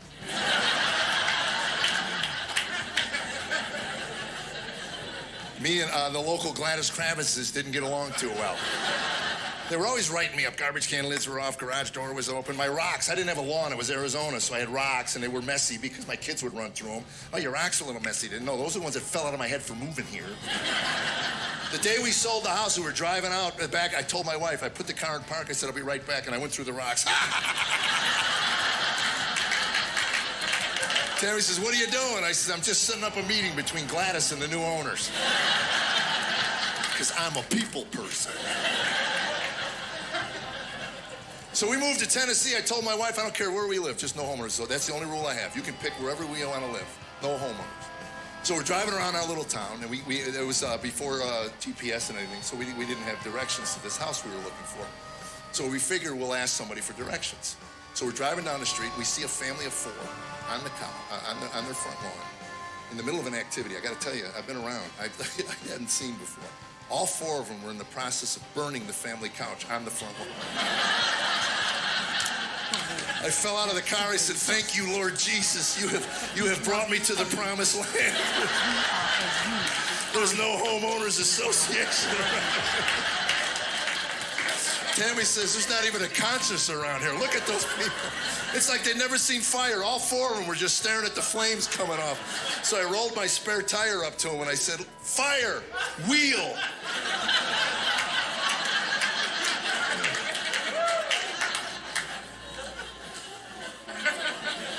The problem when you live small town, there's not a lot to do. So we were eating dinner one night, and my oldest son was bored, and he was just whiny, and he was just really whiny. I said, what is your problem? He goes, there's nothing to do around this stupid town. I don't know why we moved here.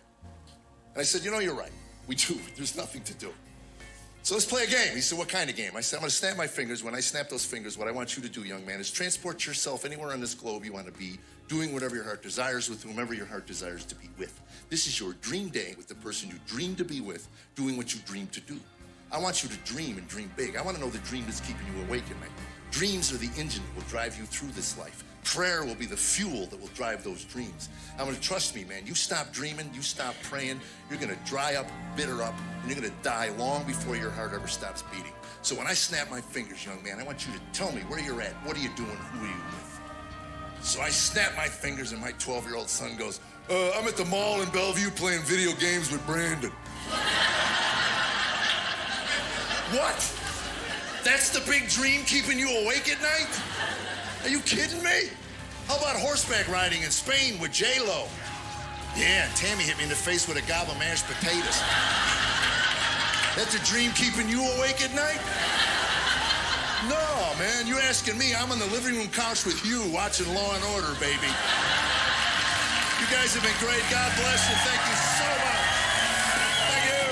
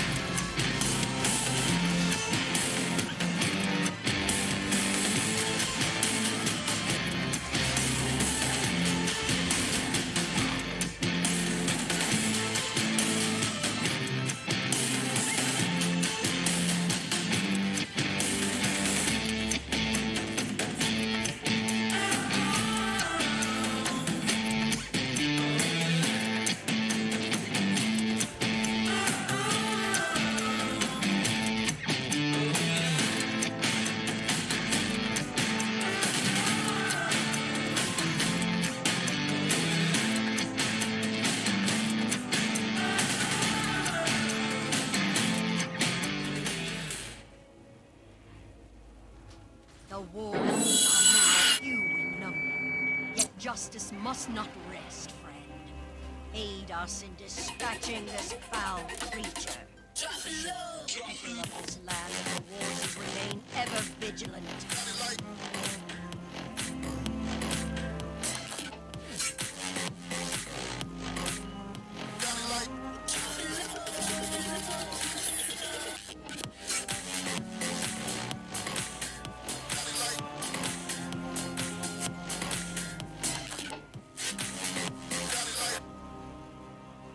I'm Shatan. My name is Leonardo. My name's Alyssa.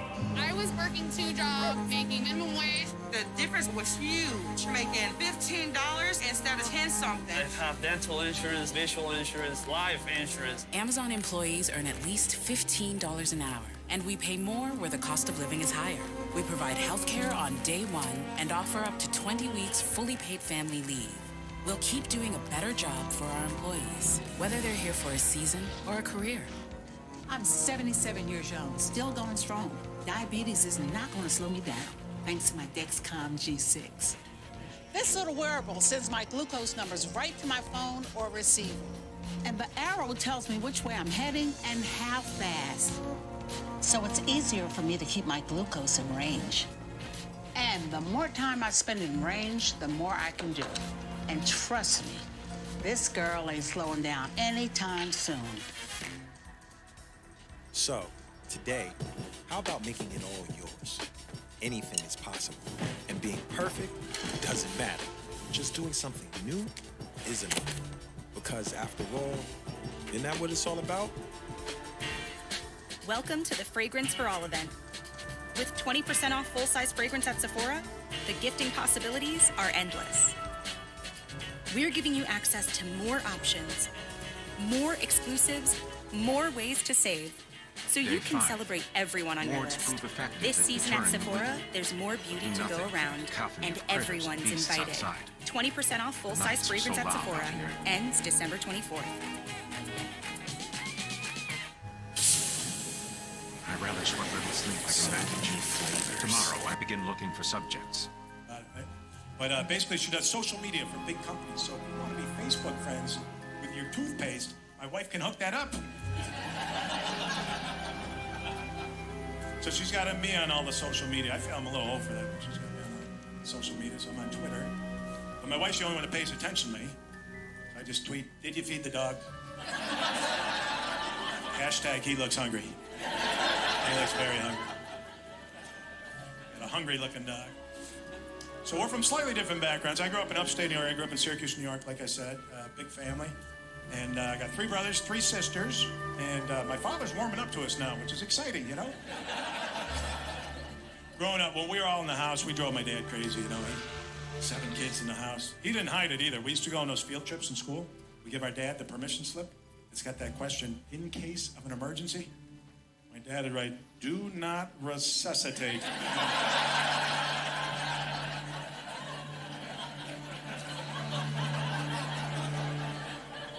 But now he's all sentimental. So now when the whole family gets together, my father gets his camcorder out. Still got the camcorder, right? And he'll record everybody, right? And then he's so excited, he'll play the tape right then. And to be polite, we sit down to watch it. With DirecTV Stream, I can get live TV and on demand anywhere. Look, Serena Williams, Matrix. Serena, Matrix. Serena, Matrix.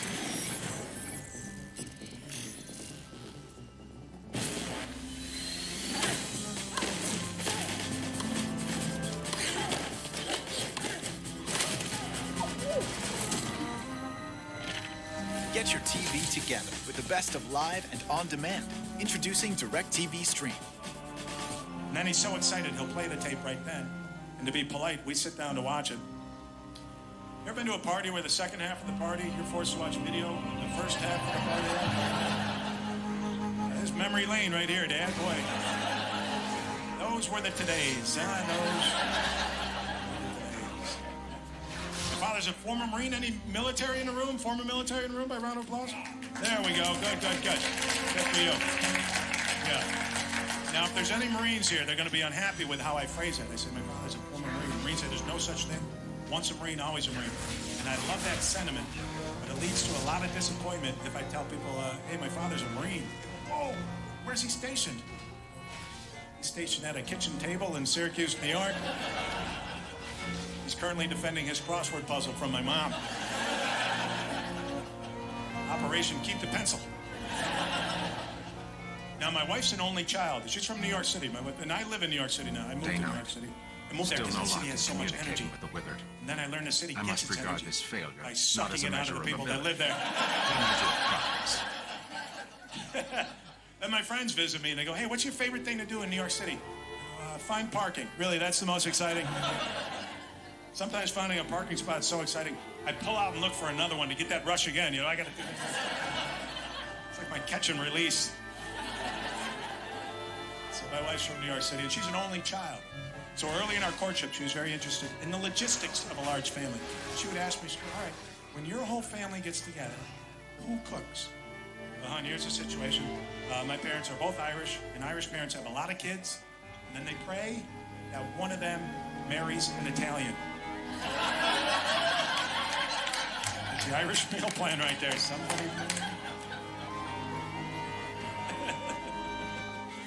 That is true. That is true. My sister married an Italian guy. He's first generation. He cooks more for dinner every night than I saw K through 6. It's unbelievable. Jerry, where were you in the 1970s? I was peckish for a whole decade. I could have used you. Could have used you. So, but my wife, I thought she was Irish. I met my wife on the internet. How about that? 8 years ago, I met on the internet. I'm amazed we're still together because she returns everything she gets online.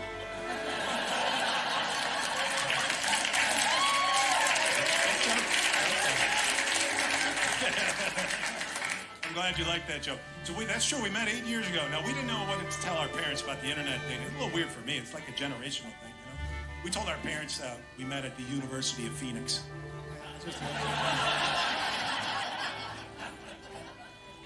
But I thought she was Irish because her name is Molly. My wife's name is Molly. Sounds Irish, but she is not Irish. Little curveball. I don't think we're going to have anyone in the room. My wife is Jewish. Do we have any Jewish friends here in Provo? Is Roseanne Barr in the room? Did she come back to Utah? She's the only Jewish person in Utah I can think of. Now, my neighborhood, we didn't have any Jewish families where I grew up, too, so I didn't know anything about the Jewish culture. But I'm learning, and I find with any religion or culture, there's more similarities than there are differences.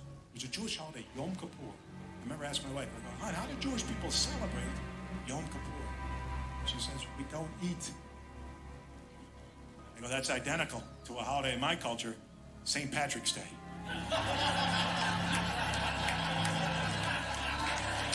Thank you. Okay, all right. Okay. But then she educated me. It turns out that's a serious holiday. I apologize. I go, what's the most festive Jewish holiday? My wife said, Christmas. That's what she said. She goes, we get Chinese food and go to the movies. I go, hey, that's better than my Christmas. So I'm coming off a great Christmas. If anyone's from a big family, you might have the system we have. We don't get every sibling this a gift. We pick one name, one sibling gift. And it worked out perfect last winter. I picked my oldest brother. And I'll ask you, what do you think's a good present for someone who owes you money? I got him a gift certificate to me.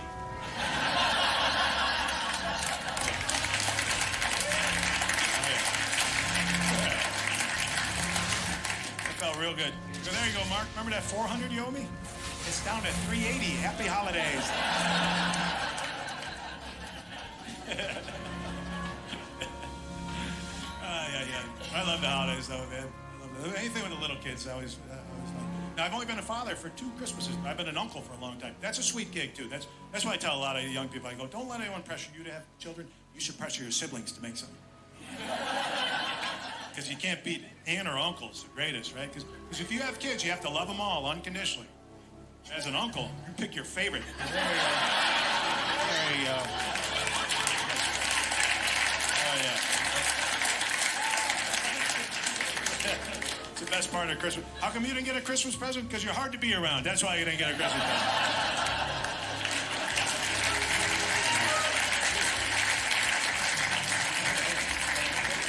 No, I'm not cheap. I bought your sister a pony. Look in the backyard. I got her a pony. I didn't think you guys would get behind that one. All right. You guys are a little meaner than I thought here in Utah. Hey, you know what holidays really changed in my lifetime? Culturally, Easter. Because my nieces and nephews, they open these kids expect presents for Easter. I need to get closer. My father didn't even color the Easter eggs. He just bought brown eggs. And he hit them in the same spot every year, behind the mayonnaise in the fridge. So if you found them, good. Make me an omelet. Okay, I got you. I got you. My wife is Jewish, and people, it's not as, it used to be a bigger deal. People don't care as much. I get this question once in a while. People go, your wife's Jewish, huh? Is she real religious? I go, apparently not. Married me. In fact, I'm a better Jew than her. I married a Jew, and she can't say that. Number 16.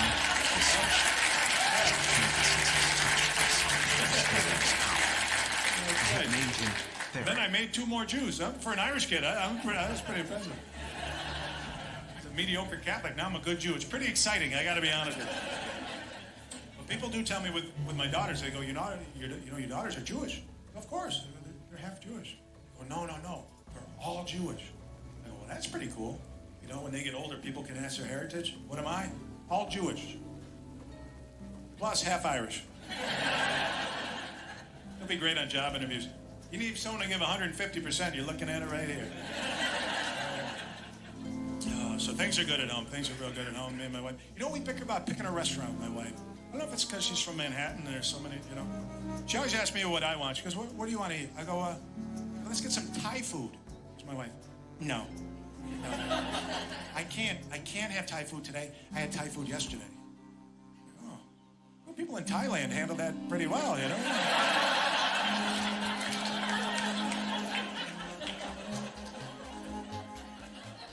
Now, the food inside the house is getting a little more exotic, too. We don't have rice, so she banished rice, replaced it with quinoa.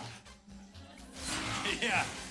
I was at the grocery store. She texted me to get... So I'm asking, hey, what aisle is quinoa? Where do I find that? Quinoa. I don't know if everyone's had quinoa. Quinoa's good. Quinoa's good. Day 16. If you put it in something that was Using already Baron's good. essence as the base, I've crafted a spell that calms the liver. There you go. At least it works sometimes.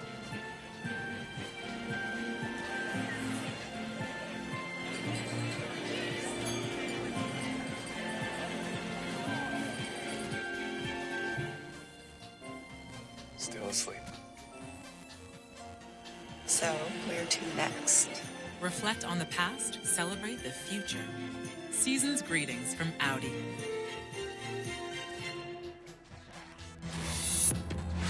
Be good. All right. There you go. All right. True, right? No one's ever been eating some random dish of food going, this is a little bland. I think a little quinoa would bring it out, you know? So everything, my wife's in charge of food. Everything's organic, too. We have organic peanut butter. Does everyone in the room have a beagle?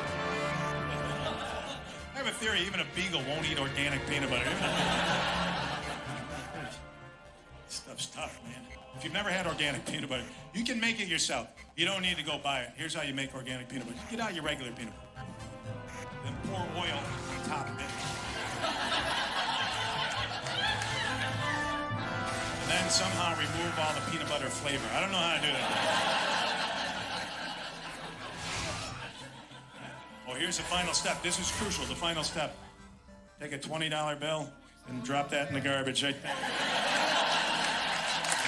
Yeah, organic peanut butter. There you go. All right. And my wife's getting a little crazy with her diet. I'm getting worried about it. She gets on the internet. She's always looking for the next trend, you know? But she doesn't challenge anything. Here's what she told me one time. She goes, hey, we're not supposed to be drinking milk as adults because we're the only species that has... I go, hon, we're the only species that can milk cows. That's part of the puzzle.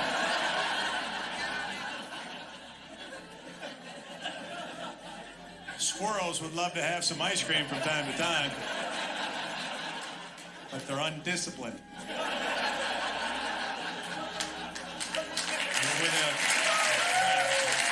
Thank you, buddy. Thank you. Hey, the milk. All right. The milk lobby has got my back right there. There we go. Sometimes after shows, people go, hey, you know, you take a lot of swipes at your wife during your set, and she's not here to defend herself. That's what we call best case scenario, everybody. I'm pretty brave when I'm out of town. But she's always on me for something. You know what? She was hounding me for, like, last year, for the whole year. She wanted me to grow a beard. She should grow a beard. Which is a little backhanded. Now, you can compliment a gentleman on his existing beard. Tell someone with no beard to get one. I know what she was saying. What she was really saying was, hey, you know what could help your face? Less of it. Oh, yeah. There's too much face.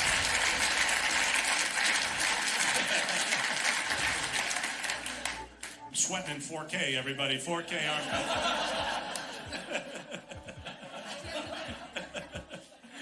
All right. A lot of pixels going on right there. You guys are a fun crowd, man. Good crowd. So what else is going on? We live in crazy times. Hope everyone's having a good year and everything. Now, if you're wondering, I don't really do political jokes. You know why? Because when comedians begin, they always tell us, they go, don't do political jokes because only 50% of the crowd is going to like your joke, right? But then you do comedy long enough and you're like, hey, 50% is not that bad for one of my jokes. Pretty good. But it's not 50% because 50% don't even vote. So they don't want to hear it. Then you're splitting it again. Now you're down to 25%. A little risky. Hey, by the way, they just came out finally nationwide with, for the people who don't vote, they've come out with early not voting. So you don't have to wait till election day not to vote. Yeah. Like a month, the 4 weeks before the election, you go down to the Board of Elections, go, how you doing? Yeah, I'm not voting. You need photo ID, though. They're very strict. Very strict. Because there's been not voting fraud where people are not voting in more than one district, you know? But here's one innocuous bipartisan political joke. So we all followed the election. And it comes down to the swing state. They make it too complicated. Basically, if you win Ohio and Florida, you will be the president, right? I'm telling you right now, a future president is LeBron James, everybody. That guy's going to be president. Yeah. That's what I was doing for the living. Searching He's for got a killer. Ohio wrapped up, right? And he won 2 titles in Florida. And maybe if he needs help with the older voters, his running mate, Jimmy Buffett. Done deal right there. Done deal. Here's a bumper sticker, the King James Buffet. Right there, the King James. So I'm a big sports fan, more than anything. I love sports. We got some Cougars fans in the room here. That was the name of my high school, so I'm going to tell myself you're cheering for my high school. We're all happy here. I like Cougars, good name. I don't like them when teams are Tigers, right? Hey, we don't have tigers in North America. There's no tigers. If we're going to be named after an animal, it should be indigenous. Really, half the teams in the country should be the deer. Everyone should just be the deer. We got a lot of deer. It'd be a great mascot, too. Halftime in the basketball game, 2 people in a deer costume. You go out to center for it. Out of nowhere, a Ford 150 truck. Boom! Here's the inspirational part. The deer get up and run away. They're fine. Right. Yeah. Right. And the truck has $3,000 front-end collision damage, and the deer won by 20. So I'm a big sports fan. Big sport. We've had some good events lately. We had a good Super Bowl, very dramatic. I played football in college. I don't know if you know that. Sorry. I played foosball in college. We had a great World Series last year. Now, I'm not from Chicago, but man, you can't beat that for drama. The Cubs, they hadn't won in 108 years. Get the World Series, it goes Game 7, extra innings, and they win it. Oh, I ran outside and flipped over my own car. Seemed like the right thing to do, you know? Day 33. Low on arc wine. Theron making excellent progress. I love the World Series. Shalom Regular season? stubborn. Crystal's slow, becoming harder to before find. we go to a game, any sport they hire an organ player to spike up the action with an organ player. Get the team owners, I'm worried we got some lulls. Hey, my uncle plays organ. We'll get him there. He knows everything. He knows that one. You know what he closes with? Baseball's got the weirdest legal problems, too. Like the 2 biggest players of my generation, Barry Bonds, Roger Clemens, they both had perjury trials. Right? Now, I don't know anything about the law. I bet we do have some legal minds in the room. My understanding of perjury trials where they go, hey, you're on trial because last time you were on trial, you lied to us. Is that true?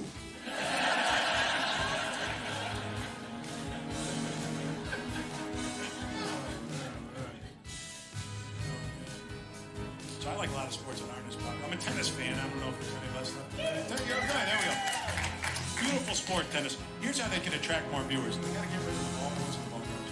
Replace them with golden retrievers. Never Everybody loves Golden Glove tennis balls. Win, win, win.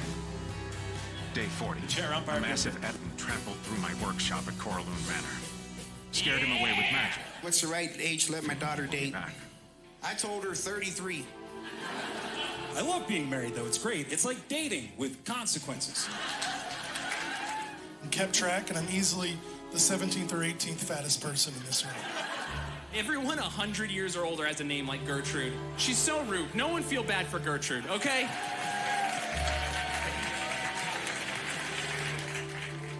Golden Glove tennis balls. Win, win, win. The chair umpire will be up there. Drop it. Drop it. Good boy. Good boy. So, what else? I'm a big Olympics fan now. Hey, we had some Winter Olympics excitement here, right in there in this town, yeah. Wow. Love the Winter Olympics. They're coming up, the Winter Olympics. They're in Korea. Hopefully South Korea. Have we double-checked on that? Hopefully. But I get wound up for the Winter Games because I'm from the snow belt. And then, but they got sports I never saw my whole life. Skeleton and luge. No. So, hey, if you want to represent the winter I know, put shoveling in the Winter Olympics, right? Day 50. Yeah. The sky is turning black. Find the best shoveler in the world. Everywhere. And make the finals head-to-head, not against the clock, head-to-head. 2 driveways side by side. Subjects Little released. uphill. I can no Some longer guy from protect Russia, them. some guy from Buffalo. Get him, buddy. Go, My go, spell go. still. Someone, Here's please. the thing, if you win the Olympic Use it shoveling, to you don't carry get a out gold my medal. work. You $20. It's $20. Tore that driveway up. You mow lawns? Yeah. Trying to get you into summer games. Hang on there. Summer games were great last year. The United States did great down in Rio. That was fun, man. Here's my thing about the Olympics. I love them, but they remind me of how ignorant I am, like internationally. I have no clue other countries' flags. I'm so bad at it. I was watching the cycling. I was rooting for the guy from the Red Cross. I go, come on, buddy. I told my wife, I go, hon, the medic is pulling away from everybody. Turns out he was from Switzerland. That's it. I thought this was going to be the feel-good story of the world. I thought this guy's going to win the race and deliver blood. It's unbelievable. Here's a race I want to see. The fastest man on land is Usain Bolt. There's no debate. Fastest man in the water, Michael Phelps. I want to see those two race 100 meters through a swamp.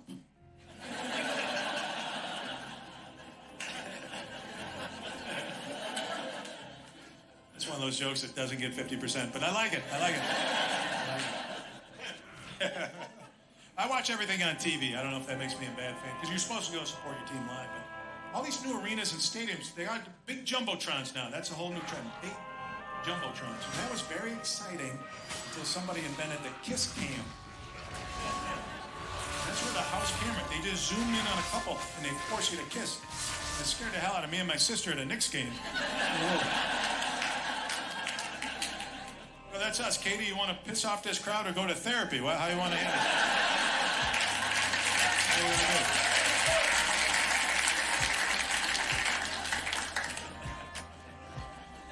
I do a lot of traveling. I had an easy trip out here. Nice trip. I flew out.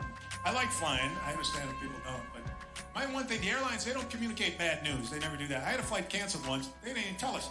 They had us all, we're at the gate, and they keep delaying the departure time. So finally, I go up to the gate attendant, and I go, hey, what's going on?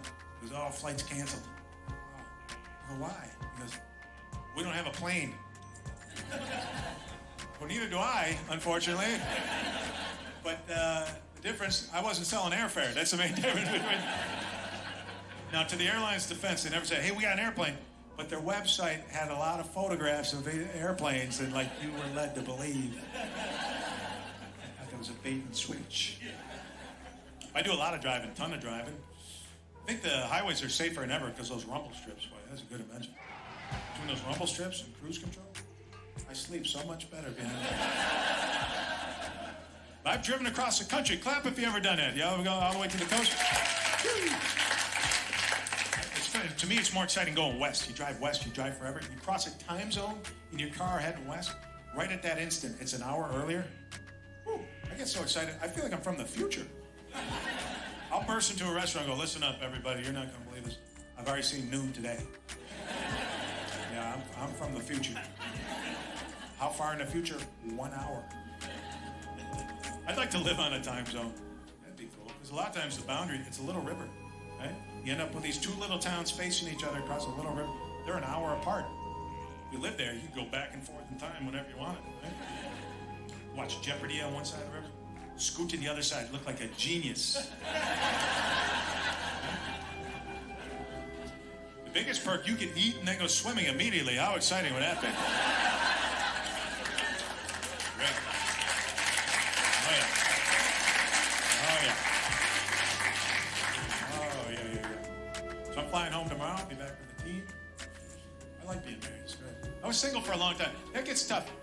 Dating's weird. I went on a date with the weirdest date was a woman who was older than me, and I knew her from high school. That was weird. Because you remember high school, if you weren't the same grade, it's a big deal, you know? And when we met, I was a little ninth grader, and she was a cafeteria lady.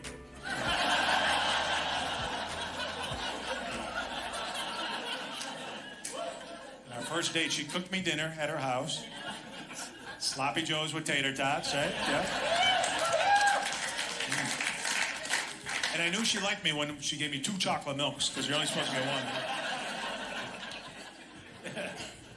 I actually want to go back to my high school cafeteria. I really do. Just to, not for the food, just to, the efficiency was unbelievable. Because I worked in restaurants. My high school, they served 400 kids in 3 minutes.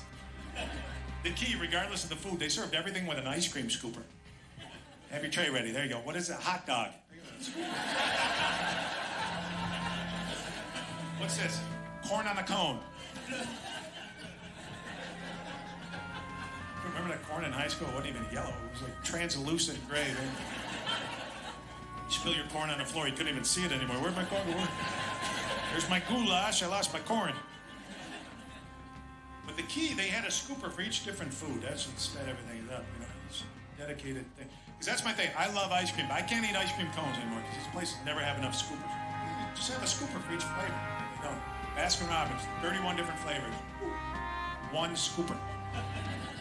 So after every customer, they rinse off that 1 scooper by dunking it in that muck bucket they got up right there. Oh, yeah, I'll pretend that was sanitary. No problem at all. No problem at all. Wow. Yeah. Got a little tadpole on top there. There's a little tadpole. You know what? Cancel the ice cream. I'm going to gross you out and drink the bucket. Hand me that bucket.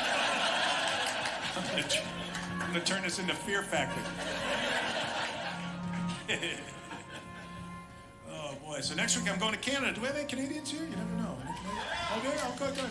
I'll be in Montreal. That's a great city. I don't know if you're like, we hate that town. We're not from the work. To me, it's always intimidating going to Canada. I feel like they're very much smarter than us. I go to Montreal. Every time I go to Montreal, I go, you know what? I'm going to learn French. I'm going to challenge myself.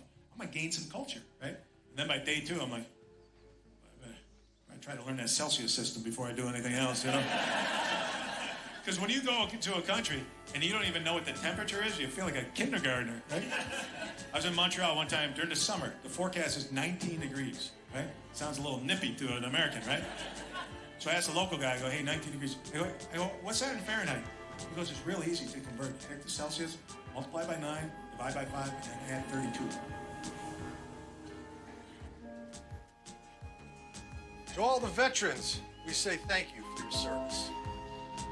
But you know what? We're just as grateful for what you do now in your community centers, churches, and driveway barbecues. And our communities are made better, thanks to veterans. So to say thank you, we're giving 11 houses to 11 veterans. No way. I'm good, I'm not crying. Multiply by 9, divide by 5, and then add 32.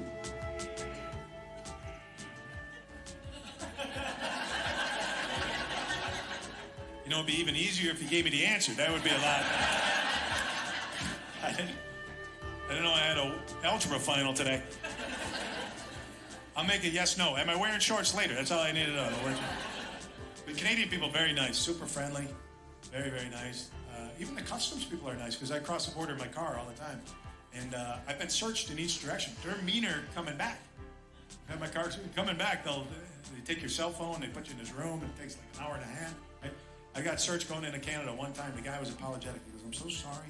He goes, we have to search your car. You can wait inside or you can come out and watch. I'm gonna come watch. I want to see you find there's stuff in here I'm looking for. Somewhere, a 4-pack of Nutter Butters, man. They're in here somewhere. If you find them, you get 2. No, the only time I ever clowned around with an authority figure that backfired, I was back in my hometown. I saw a police car with one headlight out. I go, this would be funny. I'll do a little role reversal. The officer, he'll get the joke. We'll share a big chuckle. So I flag down his cop car. I run up to the window. I go, hey, you know why I pulled you over? You're missing a headlight. If you do that, make sure your car's registered.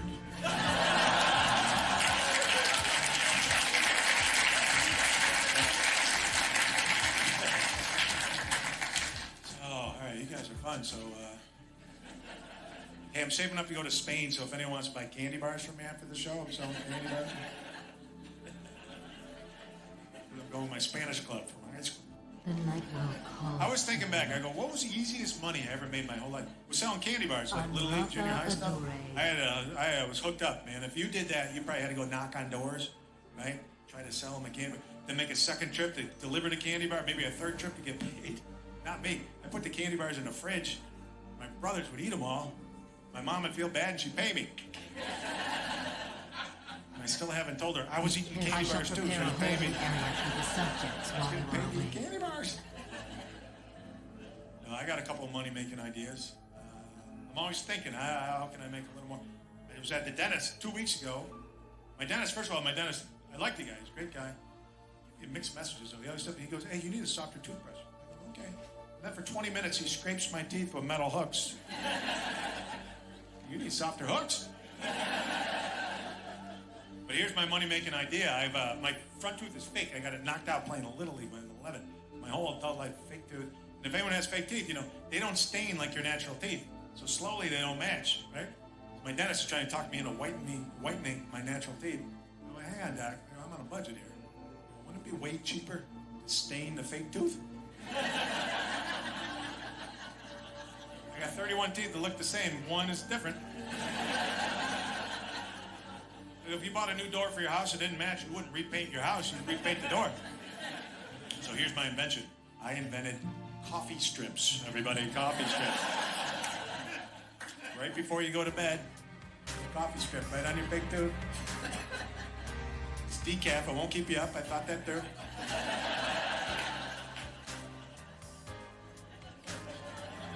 It's a $200 idea right there, folks. Max. Well, my dentist gives me the little dental floss to go. Do you guys get hooked up with the little dental floss to go? I don't have the heart to tell the guy yet.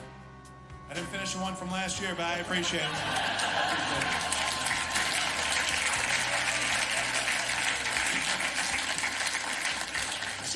It's only 3 yards. I still got a yard left. I used 2 yards the day before because I know I'm going to the dentist. Here's how I'll leave you this. Here's how I'm planning to make money. I write screenplays for movies. And I just want to write one big blockbuster and quit. So I'm shooting for the top. I wrote a sequel to Titanic. Wasn't my favorite movie, but it made $2 billion worldwide. Let's get on this thing, right? And I know people want to see the same cast. And I know Jack passed away at the end of the first movie. So I gave Jack an identical played by Leonardo DiCaprio. Twin meets King President. They fall in love and get engaged. For the wedding, they try to go back to England, but they take Hindenburg.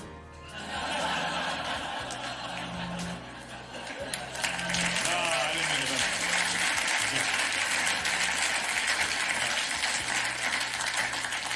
to. Big money right there. I wrote a sequel to a movie I never even saw. It's from the same director. James Cameron did a movie called The Abyss. I never even saw it. I don't know the plot, and I wrote the sequel. Son of Abyss, right there. And then it's got to be Son of Abyss. All right. But here's a new trend with movies. Used to be if a movie was a big hit, they do a sequel. Now if a movie's a big hit, they go before the original and do prequels. So I wrote 2 prequels, too. I wrote The Fifth Sense. The same kid from The Sixth Sense. He's even littler. And he only smells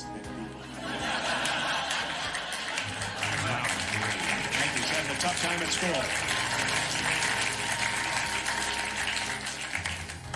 Big finale right here. Here's the prequel people want to see because they've been doing sequels for 4 decades with no exaggeration. So I wrote the backstory that explains it all. I wrote Rocky Zero. Rocky Balboa's first fight is when he punches him. 3rd grade. One uppercut. Oh! He knocks out his speech therapist. How about that, everybody? Huh? There we go. Cool. You guys are the best. Thanks for coming out to Drive By. Thank you, buddy.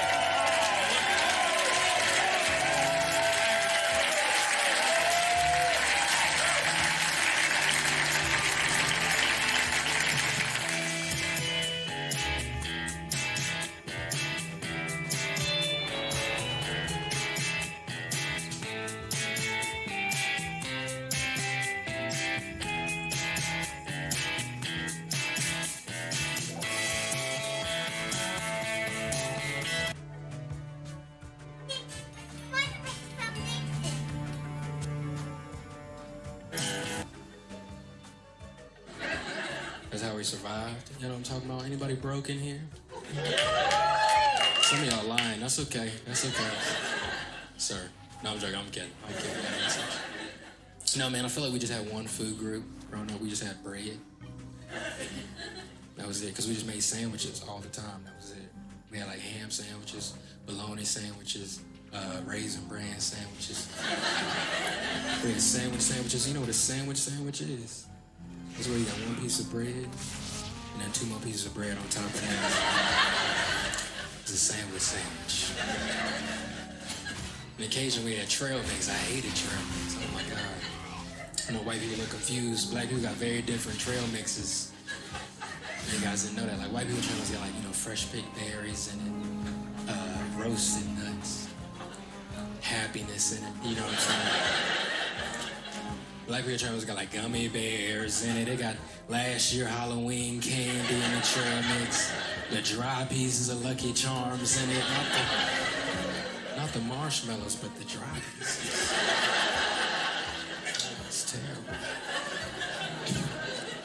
But I decided, like, if I ever make it, like, if I ever become famous, we'll make a movie about my life. And I'm gonna call it Broke Black Mountain.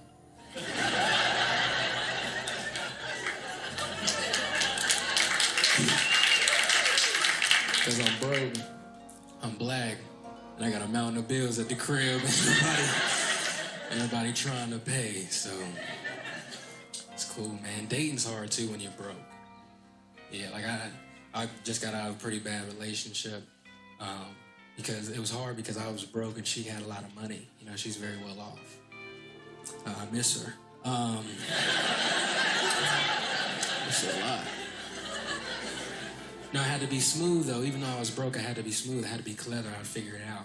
Like one day for our first Christmas, right? I was like, hey baby, you know what I'm saying? Every year for Christmas, I like to do bigger and better things. I like to outdo myself, you know what I'm saying? If I get you a car one year, I'm gonna get you a bus the next year because I like going to that next level, you know what I'm saying? So baby, for this first year, I'm not gonna get you anything because I gotta build, you know what I'm saying? Like I gotta build.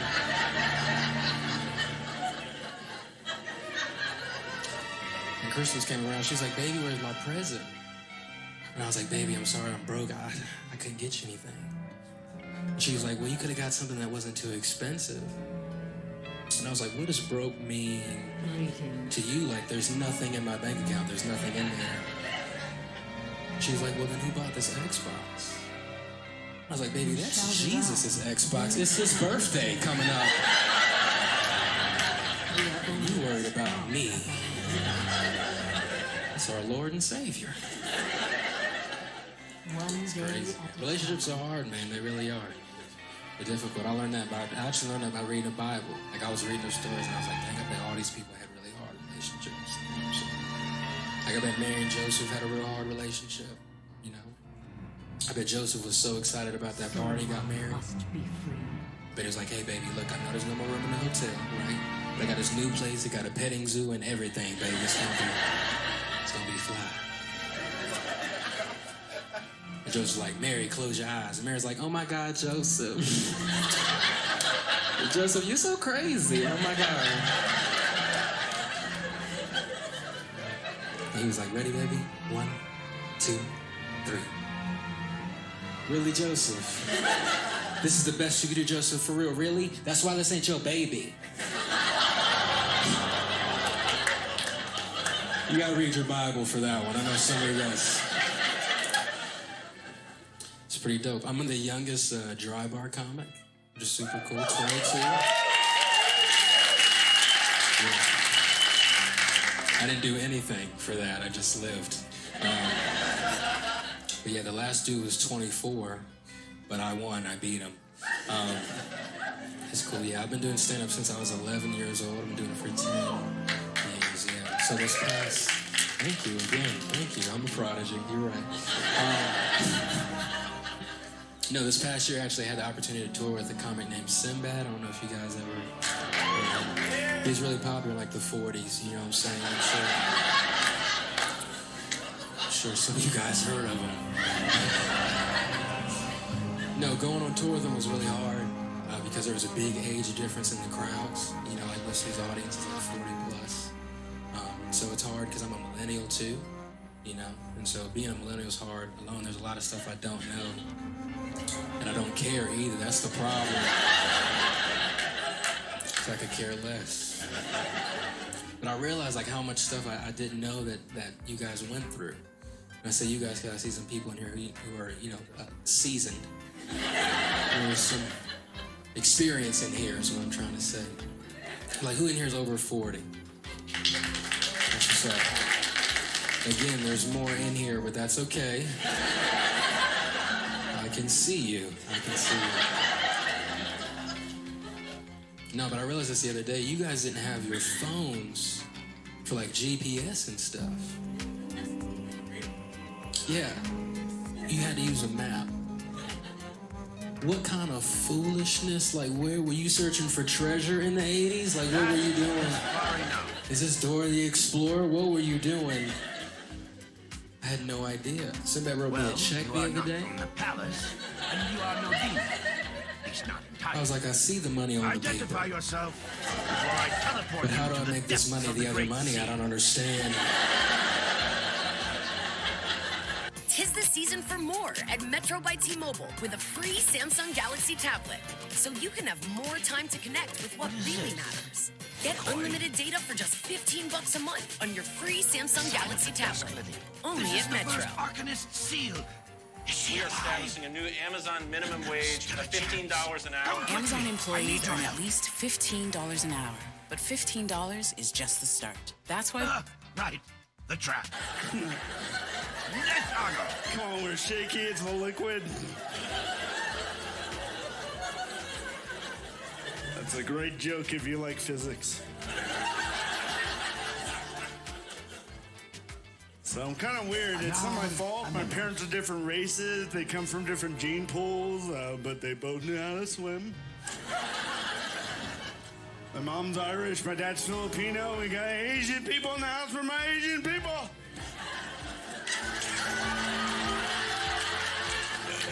Guys are like, oh, this is Utah, dummy. We don't even have Asian people in our Chinese restaurants.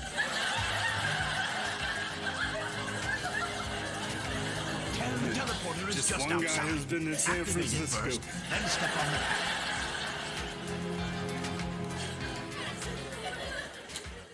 I'm Irish and Filipino. That's called mestizo, which means looks adopted. My mom's from Maine. I don't know if you've ever been to Maine, but that's like the whitest place on earth. People from Maine are so white, Canadians call them honkies.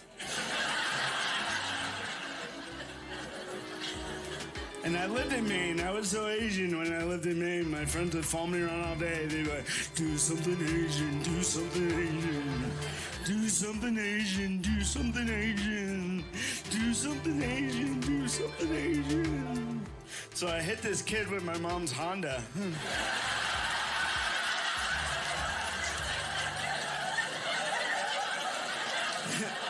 I'm like, that's Asian, right? I don't know. This is a lot easier than calligraphy.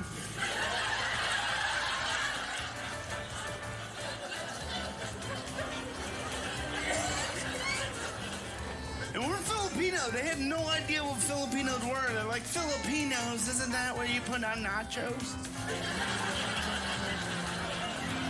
All of the I'm like, no, that's jalapenos, Grandma. She's all confused. Filipinos, give me gas. So we lived there. We weren't Filipino, we were Chinese. Because if you're the only Asian family in an all-white neighborhood in America, you're Chinese by default.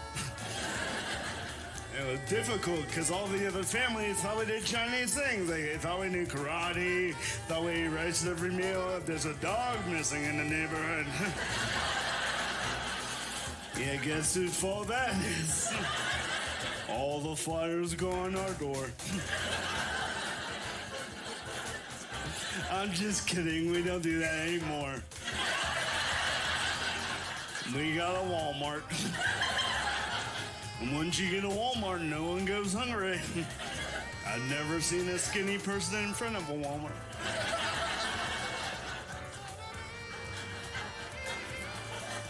We are getting bigger. I read that 60% of Americans are overweight, 60%. But hey, man, we work really hard. We live sedentary lifestyles. We don't exercise. We eat funny foods. We drink too much. We smoke too much. We drive everywhere. 60% sounds about right. But at the same time, 60% of adults are overweight. 2 to 5 kids could have been hungry every night. Like, how the heck does that happen? Like, there should be some program where, like, hungry kids hang out with big fat people, you know?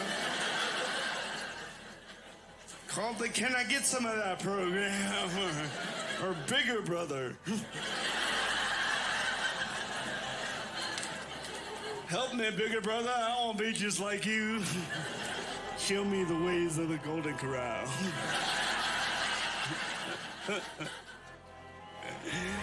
It's funny because the last joke just got me fired from a cruise ship. Not because I was making fun of fat people. It was because Chinese people thought I was racist towards Asians. Yeah, work out that math in your head.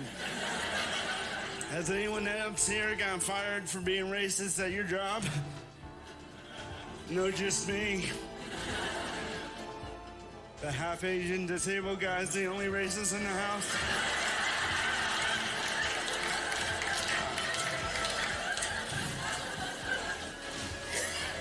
It's really traumatic because I've done that joke for a long time.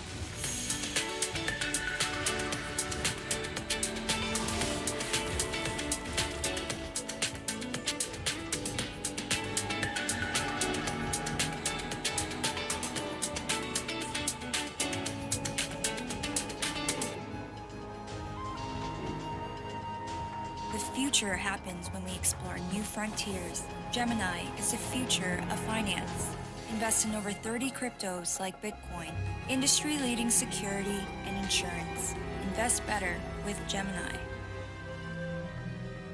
Did you know washing your spouse's clothes may have exposed you to asbestos and qualify you for cash compensation? That's right.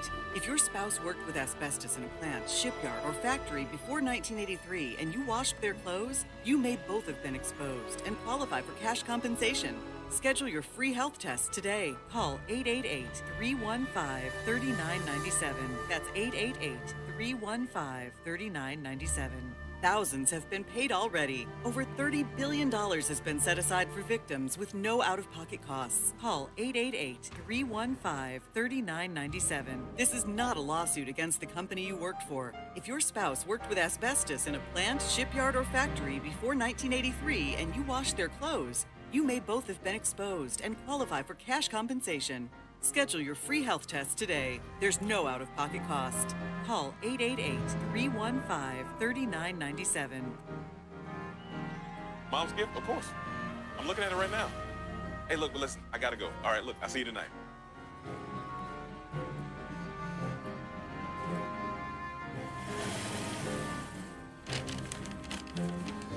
Best Buy same-day delivery can get you the right tech where you need it, when you need it. Merry Christmas, Mom. You shouldn't have. Almost didn't. Come on in.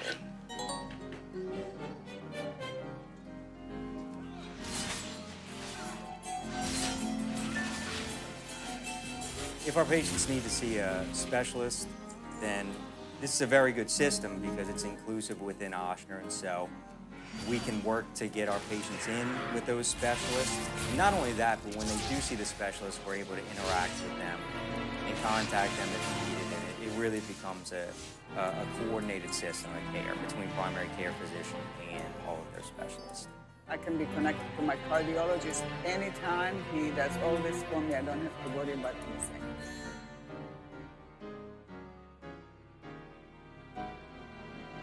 There's an app for that now.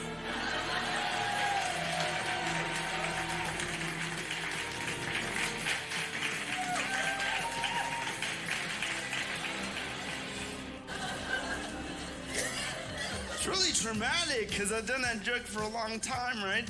And I don't want to hurt people's feelings. It's just something that really happened. And so I was like, hey, can I talk to him? Can I apologize? And they're like, yeah, they don't speak English.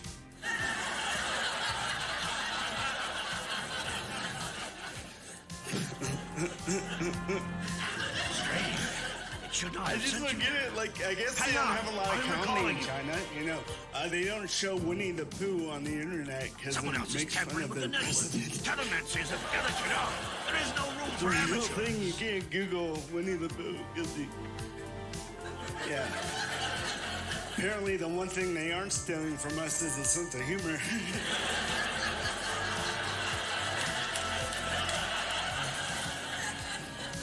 And that joke wasn't even part of the joke that got me fired. Something is wrong. I have lost your position. So I just give up Wherever dogs. you I are, own a it dog. is on Does anyone state. here have a The dog? Taliban Any dog will people? not hold you. What kind of dog do you have? A German warehouse pointer. That's 3 things. Curious to say, we'll not find the equipment we need. Come from a petri dish. I have a pit bull because apparently I don't like my furniture. Me and my wife, we own them together. She made me get health insurance for my dog. I don't have health insurance, but my dog fully covered.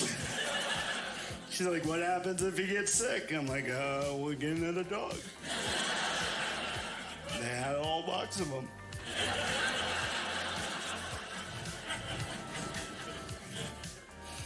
So since it's paid for, we take our dog Conrad to the doctor all the time, and while I'm bringing him, I'm like, hey, doc, I think he needs some Lipitor.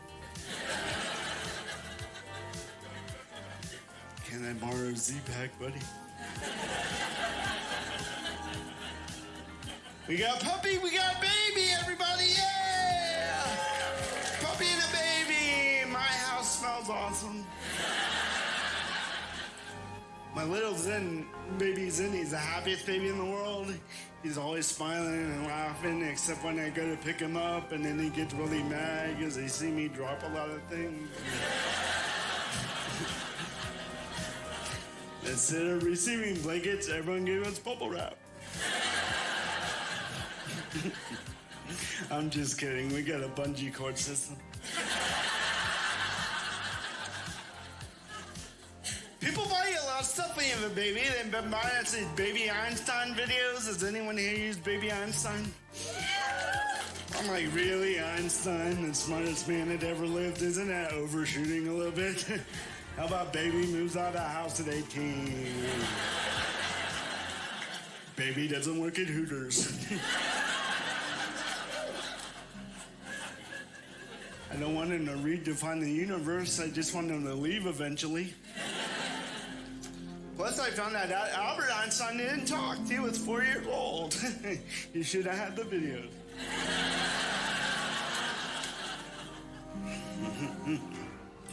So now I live in Florida. I took my kids to the beach on Saturday. Yeah, that's awesome. You gotta be careful. Like, I took them to the beach. It was a beach. Clothing was optional. I was like, oh, we're out of here. And we left right away. But I noticed the one good thing about a beach like that is on that kind of beach, I'm a good-looking man. There's a lot of ugly people, too, you know. Put your shirt on, buddy. The horses are trying to eat. I get to travel a lot. That's the best part of being a comedian. I went to Alabama. Nice people in Alabama. Every time I go there, they always yell me though. They call me Yankee. Yankee. I'm like, I'm from Virginia. Yankee. I'm like, Virginia's the capital of Confederacy. Oh. Yankee. I went to Robert E. Lee High School. How Yankee could I be? All right, that joke's not funny anymore.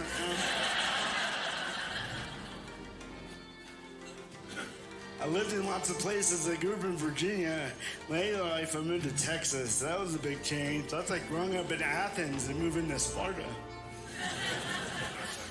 Which is a funny joke if you read books.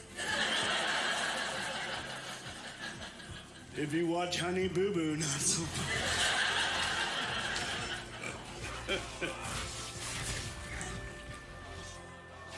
I watch a lot of TV. TV makes you a better person. It's a fact. I saw it on the news.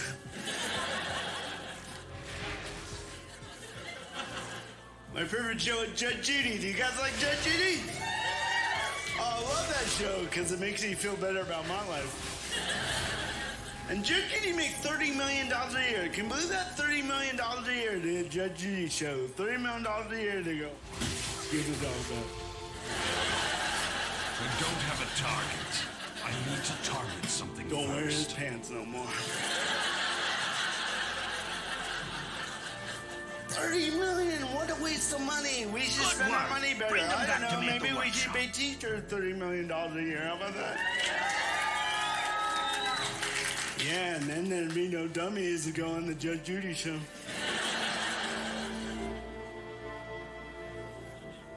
Oprah's not on TV anymore. That makes me feel sad. I don't get to live without Oprah. How will I get my free Ford Focuses and my terrible novels? Oh, come on, you can laugh. She's not here tonight. Oprah's like 1984. People don't laugh. They're like, she might find out and take away my cable. You made it this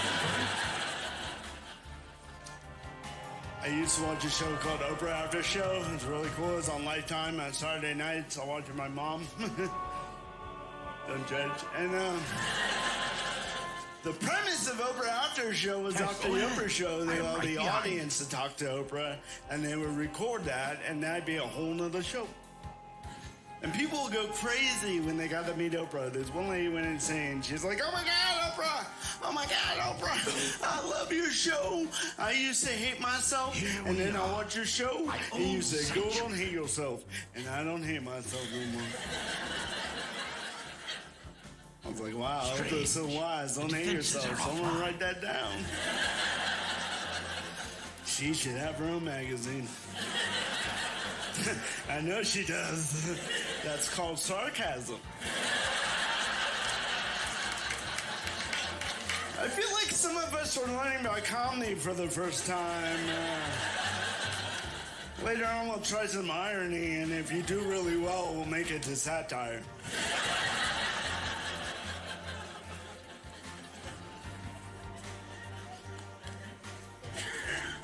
My parents were cool. Clap if you had parents.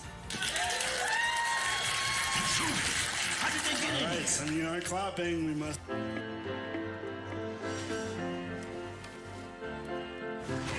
Mom, are you here? I'm right here. Stay together with Quest 2 from Meta at Best Buy. Well, hello, Winn-Dixie. You hear that, bro? No, what is it? It's the most rewarding time of the year. Drop that jingle! Deck our carts with lots of the coil taps into the engine. If we overcharge enough coins, the entire system will fail safe into a lockdown. There are more coils in the chamber below, and more intruders. Earn rewards and join the chorus. La la la la la la la la. Thanks to you for points and savings. La la la la la la. Whoa, we forgot the rolls. I'll get them.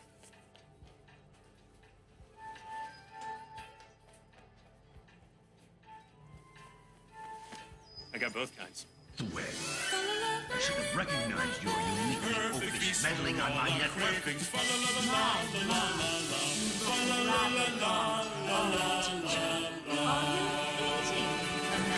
Winn-Dixie. It's a win-win. I've got an idea. Hey, I've got a better idea. Even if you don't know what you're looking for, You can't keep changing your mind. someone is selling it on Mercari. I can deal with Thwen. You overload the coils. Buy and sell the things you love. Got the robot activating. Even when they're out of this world. Mercari, it's your marketplace. Download the app and see Sing 2 rated PG.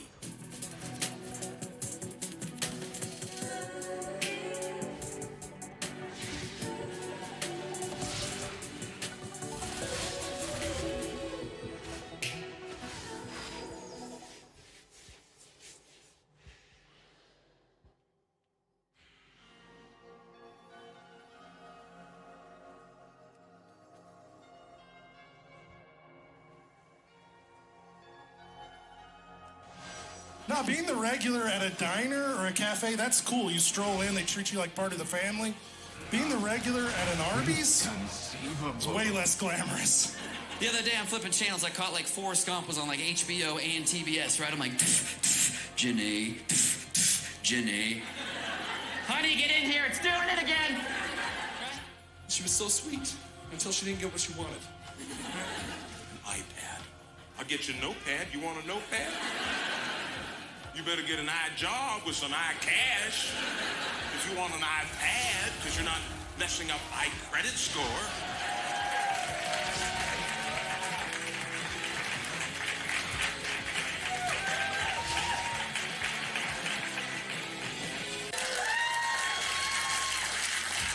All right, some of you aren't clapping. We must need a hug. My parents tried to give me a normal childhood. They signed me in for Little League. Not a good idea. I was horrible. My coach always yelled at me, "Well, why are you scared of the ball?" Because it keeps hitting me in the face. Spaces already. I'm allergic to concussions, coach. Can I play concession My warp stand now? field is not working. Where have you taken us? I'm the only kid in the outfield with a hockey mask on. Unstable space. My family's Catholic. We're not too devout. We're more like the Catholic Reserve. No, we show about 2 weekends a year. We're like, hey, Merry Easter. No, this place.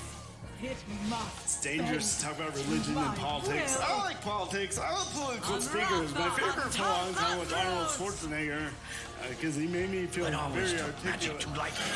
He's a terrible student. Arnold got a lot of trouble. He wasn't very faithful. I think it's funny he got more trouble with that than he did ruining the state of California. But hey, we got 49 more, and that one's gonna fall in the ocean anyway. I will get us as close as I can. Come close. I do like listening to Arnold talk, though. He's always like, we will terrorize the terrorists. Do not be economically mad. Okay, I know that's a horrible impersonation, but that's like Arnold with cerebral palsy. What is our destination? For some reason, all my impersonations sound like that. I don't know why. I practice in front of the mirror. Respect magic, or it will break. But kids, you know how your friends say that we're all unique and we have special gifts we can contribute to the world to make it a better place? 3 people. What do you tell your kids? What do you tell them? What do you text them? I think it's so funny people text their kids. I just imagine my mom texting me, this is gonna hurt you more than it hurts me.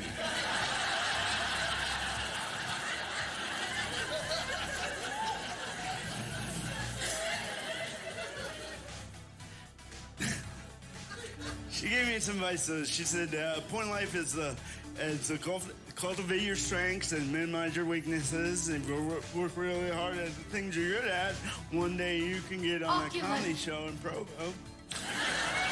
He is withering.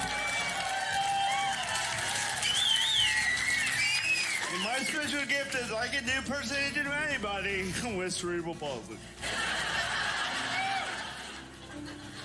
Go ahead, yell someone out.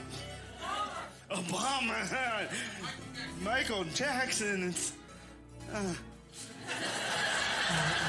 Can we do someone that's Katy Perry? All right, I heard John Wayne.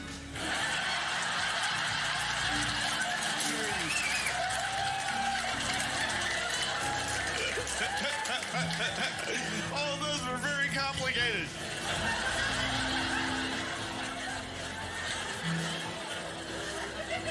All right, there we go. John Wayne with cerebral palsy.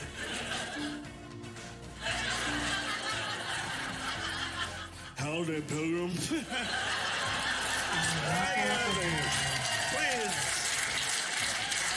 Please don't clap for that. That's really stupid.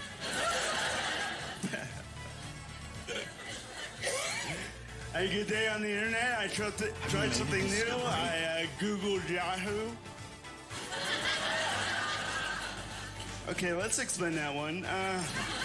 Yahoo's a search engine and Google's a search engine, so if you search for a search engine, that's hilarious. It's like dialing 411 for the number for 411.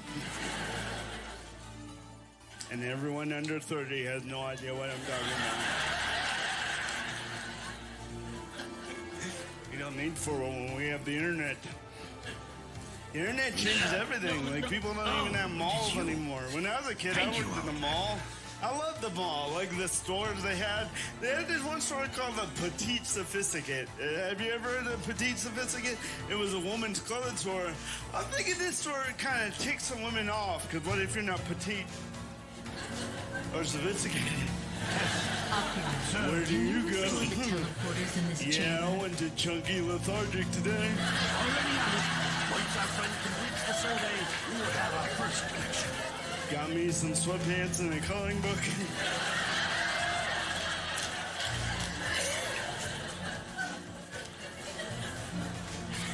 They put a dollar store in the mall, so now they let you use a credit card at the dollar store. Really? How poor do you have to be that you're financing things at the dollar store? Gee, I really want that sponge. I've only had 43 more cents. So I'm in the store and the lady tries to convince me to get the dollar store card. She's like, hey, if you get the card today, you get 10% off. Today's purchase, I'm like, wow, I get a whole dime back? She's like, I don't know.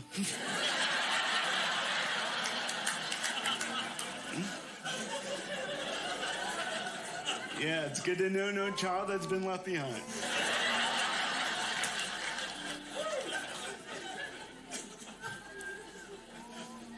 Having kids is weird. Like traveling with them, take my kids all over the place. Last summer we went to the National Zoo. That was a lot of fun. They love Curious George, so they want to go see the chimpanzees. And my 4-year-old's in his no phase, where everything's no. You'd be like, you want to see the monkeys? No. Want to see an elephant? No. Want some candy? No. Want a hot dog? No, no, no, no. I feel like I'm dating this kid, right? So the day we there, couldn't find the chimpanzees. They were missing out of the National Zoo. In fact, half the animals are no longer in the National Zoo. I was like, wow, even the animals don't have jobs anymore. Come to find out the chimpanzees are in Bangladesh making iPhones. So. Oh, come on, you can't get offended by that. That's not a real sentence.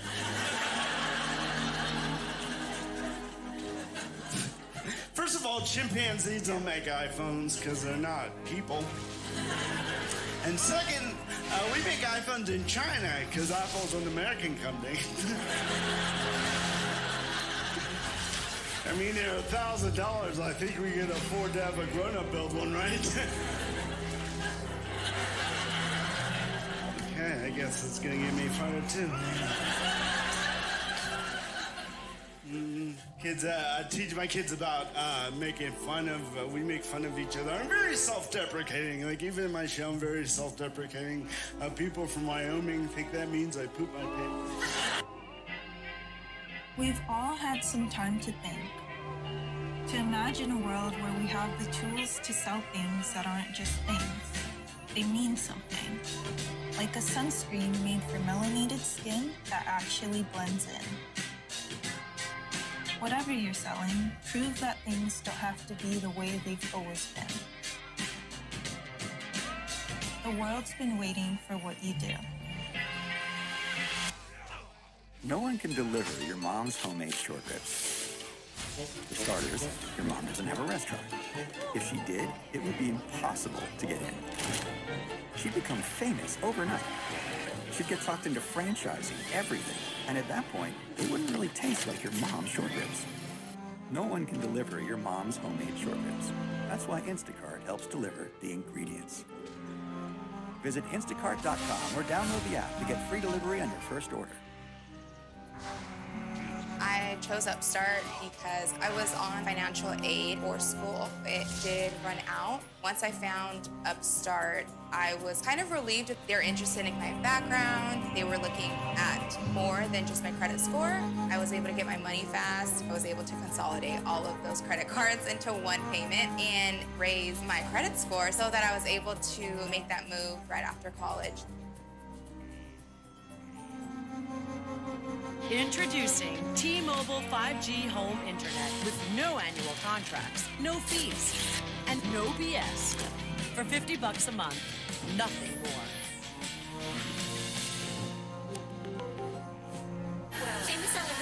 Famous all around the world. Give a little strut to his stuff with Nike. Give a little pedal to her metal with Doc Martens. Give a little zig to his zag with Crocs. Survey complete. Now, give a little glide to her stride with Riker. Give a little relax to the max with Birkenstock. Famous brands for the family. Stop by or visit famous.com. Famous footwear. Two-way connection established. Roll off the wagons and take your playcation up the Keystone. Very little bump. Now we can begin Hurry! to restore Adventure the awaits. If you find any of my old beacons So get out your there, lift be tickets sure to today. activate them. Me Honey Nut Cheerios, I got oh heck knows. The label is just a ripped off piece of scratch paper someone hand wrote. Nature's chunk of crap. Maybe you had the guy friend that you liked a lot, a whole lot, but not that way. That's wrong, ladies, is what that is.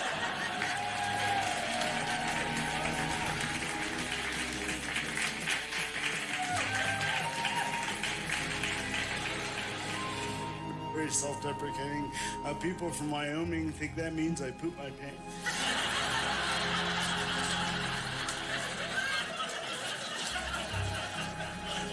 This guy deprecates all day long. He must have a big backyard.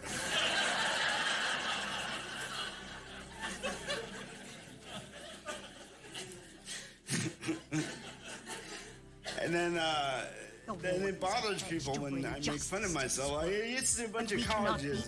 For years I've done hundreds of colleges. And then it stopped because the kids stopped laughing. They thought I was being mean. And this lady comes up to me after a show. She's like, hey, they don't like how you make fun of yourself. They think you're being a bully. I'm like, a bully? Bully to who? You're bullying yourself. I'm like, that's not a real thing. That's called self-improvement. In order to get better, you gotta recognize what's wrong.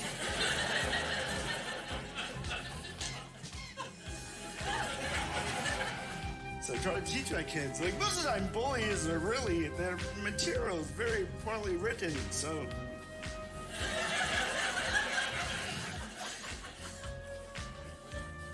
Someone will be like, call me fat. I'm like, well, are you fat? He's like, no. I'm like, well, why do you care?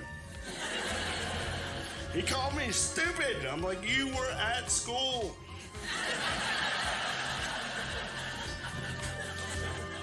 The other day, you said that your dad needs to get a real job. I was like, wow, that's actually offensive. You tell that kid that your dad's going to use that joke in his comedy special.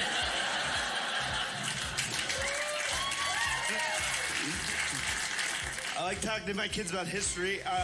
Because when you tell a little kid history, it's like first time they ever heard the story, and the reactions were hilarious. Like, he was telling my kids about Thanksgiving a couple months ago, and they're like, what's the deal with Thanksgiving? I'm like, oh, Thanksgiving, the Pilgrims came to America, and they didn't know how to have any food or any place to live, so the Indians taught them how to hunt and farm and build houses. And my kids are like, wow, that's really nice of them. What happened to the Indians? We got rid of them. Why did we do that? Because they didn't eat their vegetables.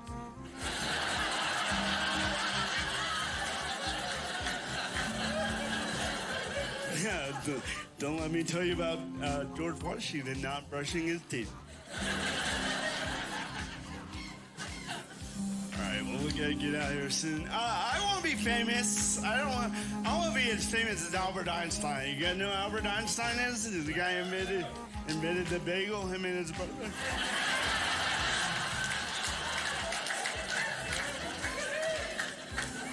Now, Albert Einstein figured out how the universe works, right? They figured out that space and time are woven together, energy and matter are interrelated.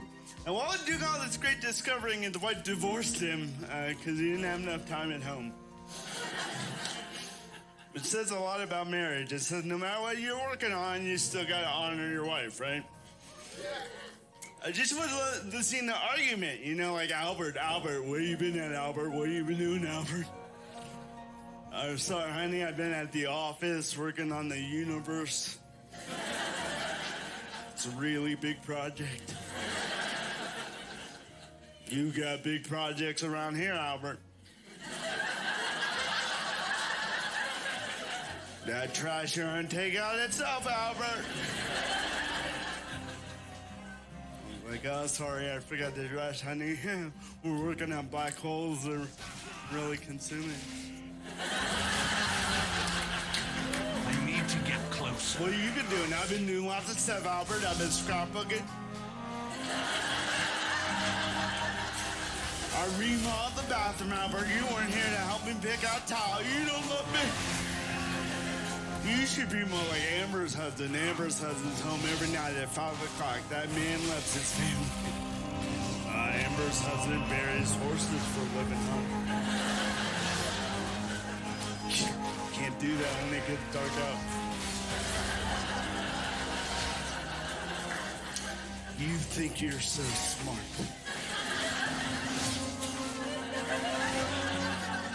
I'm no Einstein, baby. So tell me, Albert, what have you figured out about this so-called universe of yours? What have you figured out? Well, we figured out a lot of things, but the first thing we figured out was it doesn't revolve around you.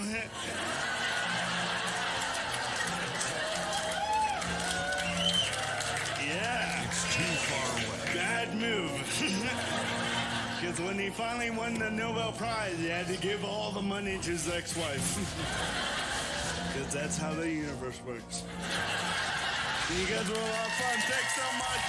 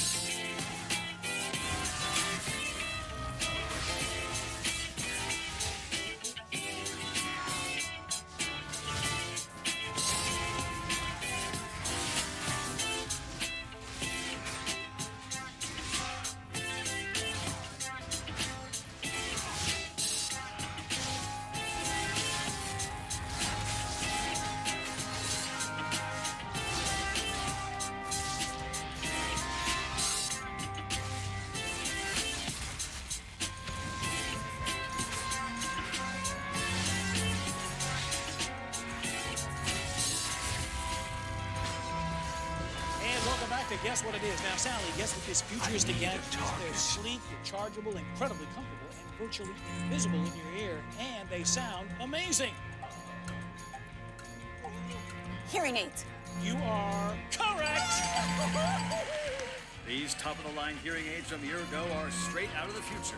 They're rechargeable and virtually invisible in your ears. Convenient, right? This Christmas, save $300 on the incredible sound of Eargo 5. I'm out of range. Before you go there, or fist bump there, or, oh, I can't wait to go there, or reunite there. Start here. Walgreens makes it easy to stay protected wherever you go. Schedule your free COVID-19 booster today.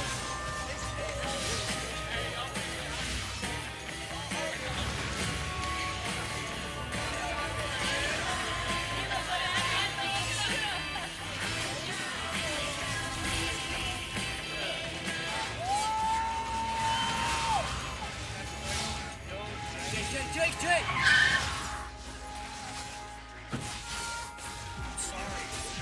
If you feel different, you drive different. Drive high, get it deep. Sir, I got a DUI. Mom, Dad. Why didn't you just call someone? It wasn't. I didn't think I was gonna get caught. Sorry. My patients, I often see them have teeth sensitivity as well as gum issues. Does it worry me? Absolutely. They are both very much hand in hand, so you should really be focusing on both, and definitely at the same time. Sensodyne sensitivity and gum gives us a dual action effect that really takes care of both our teeth sensitivity as well as our gum issues. By brushing with Sensodyne sensitivity and gum at home, it's giving you the relief that you need and the control that you need to take care of your oral health. And it creates a healthier environment. There's no question it's something that I would recommend. Did you know washing your spouse's clothes may have exposed you to asbestos and qualify you for cash compensation? That's right. If your spouse worked with asbestos in a plant, shipyard, or factory before 1983 and you washed their clothes, you may both have been exposed and qualify for cash compensation. Schedule your free health test today. Call 888-315-3997. That's 888-315-3997. Thousands have been paid already. Over $30 billion has been set aside for victims with no out-of-pocket costs. Call 888-315-3997. This is not a lawsuit against the company you worked for. If your spouse worked with asbestos in a plant, shipyard, or factory before 1983 and you washed their clothes, you may both have been exposed and qualify for cash compensation. Schedule your free health test today. There's no out-of-pocket cost. Call 888-315-3997. Mom's gift? Of course. I'm looking at it right now. Hey, look, but listen, I gotta go. All right, look, I'll see you tonight.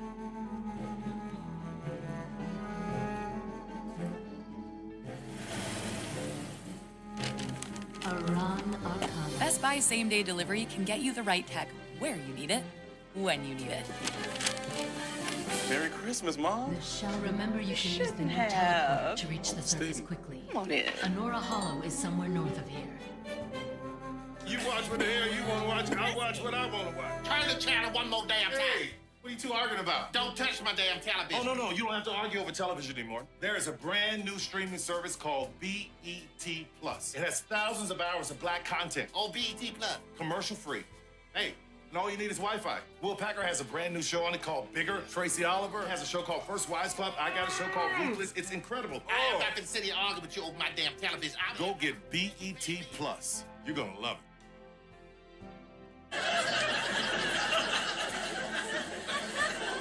And it's fun. You just pick a time yesterday, see if you can remember where you were, and then see if you can prove it. That's the hard part. So I'll play for real. You can throw any time at me yesterday. I'll see if I can prove where I was at. 7 p.m.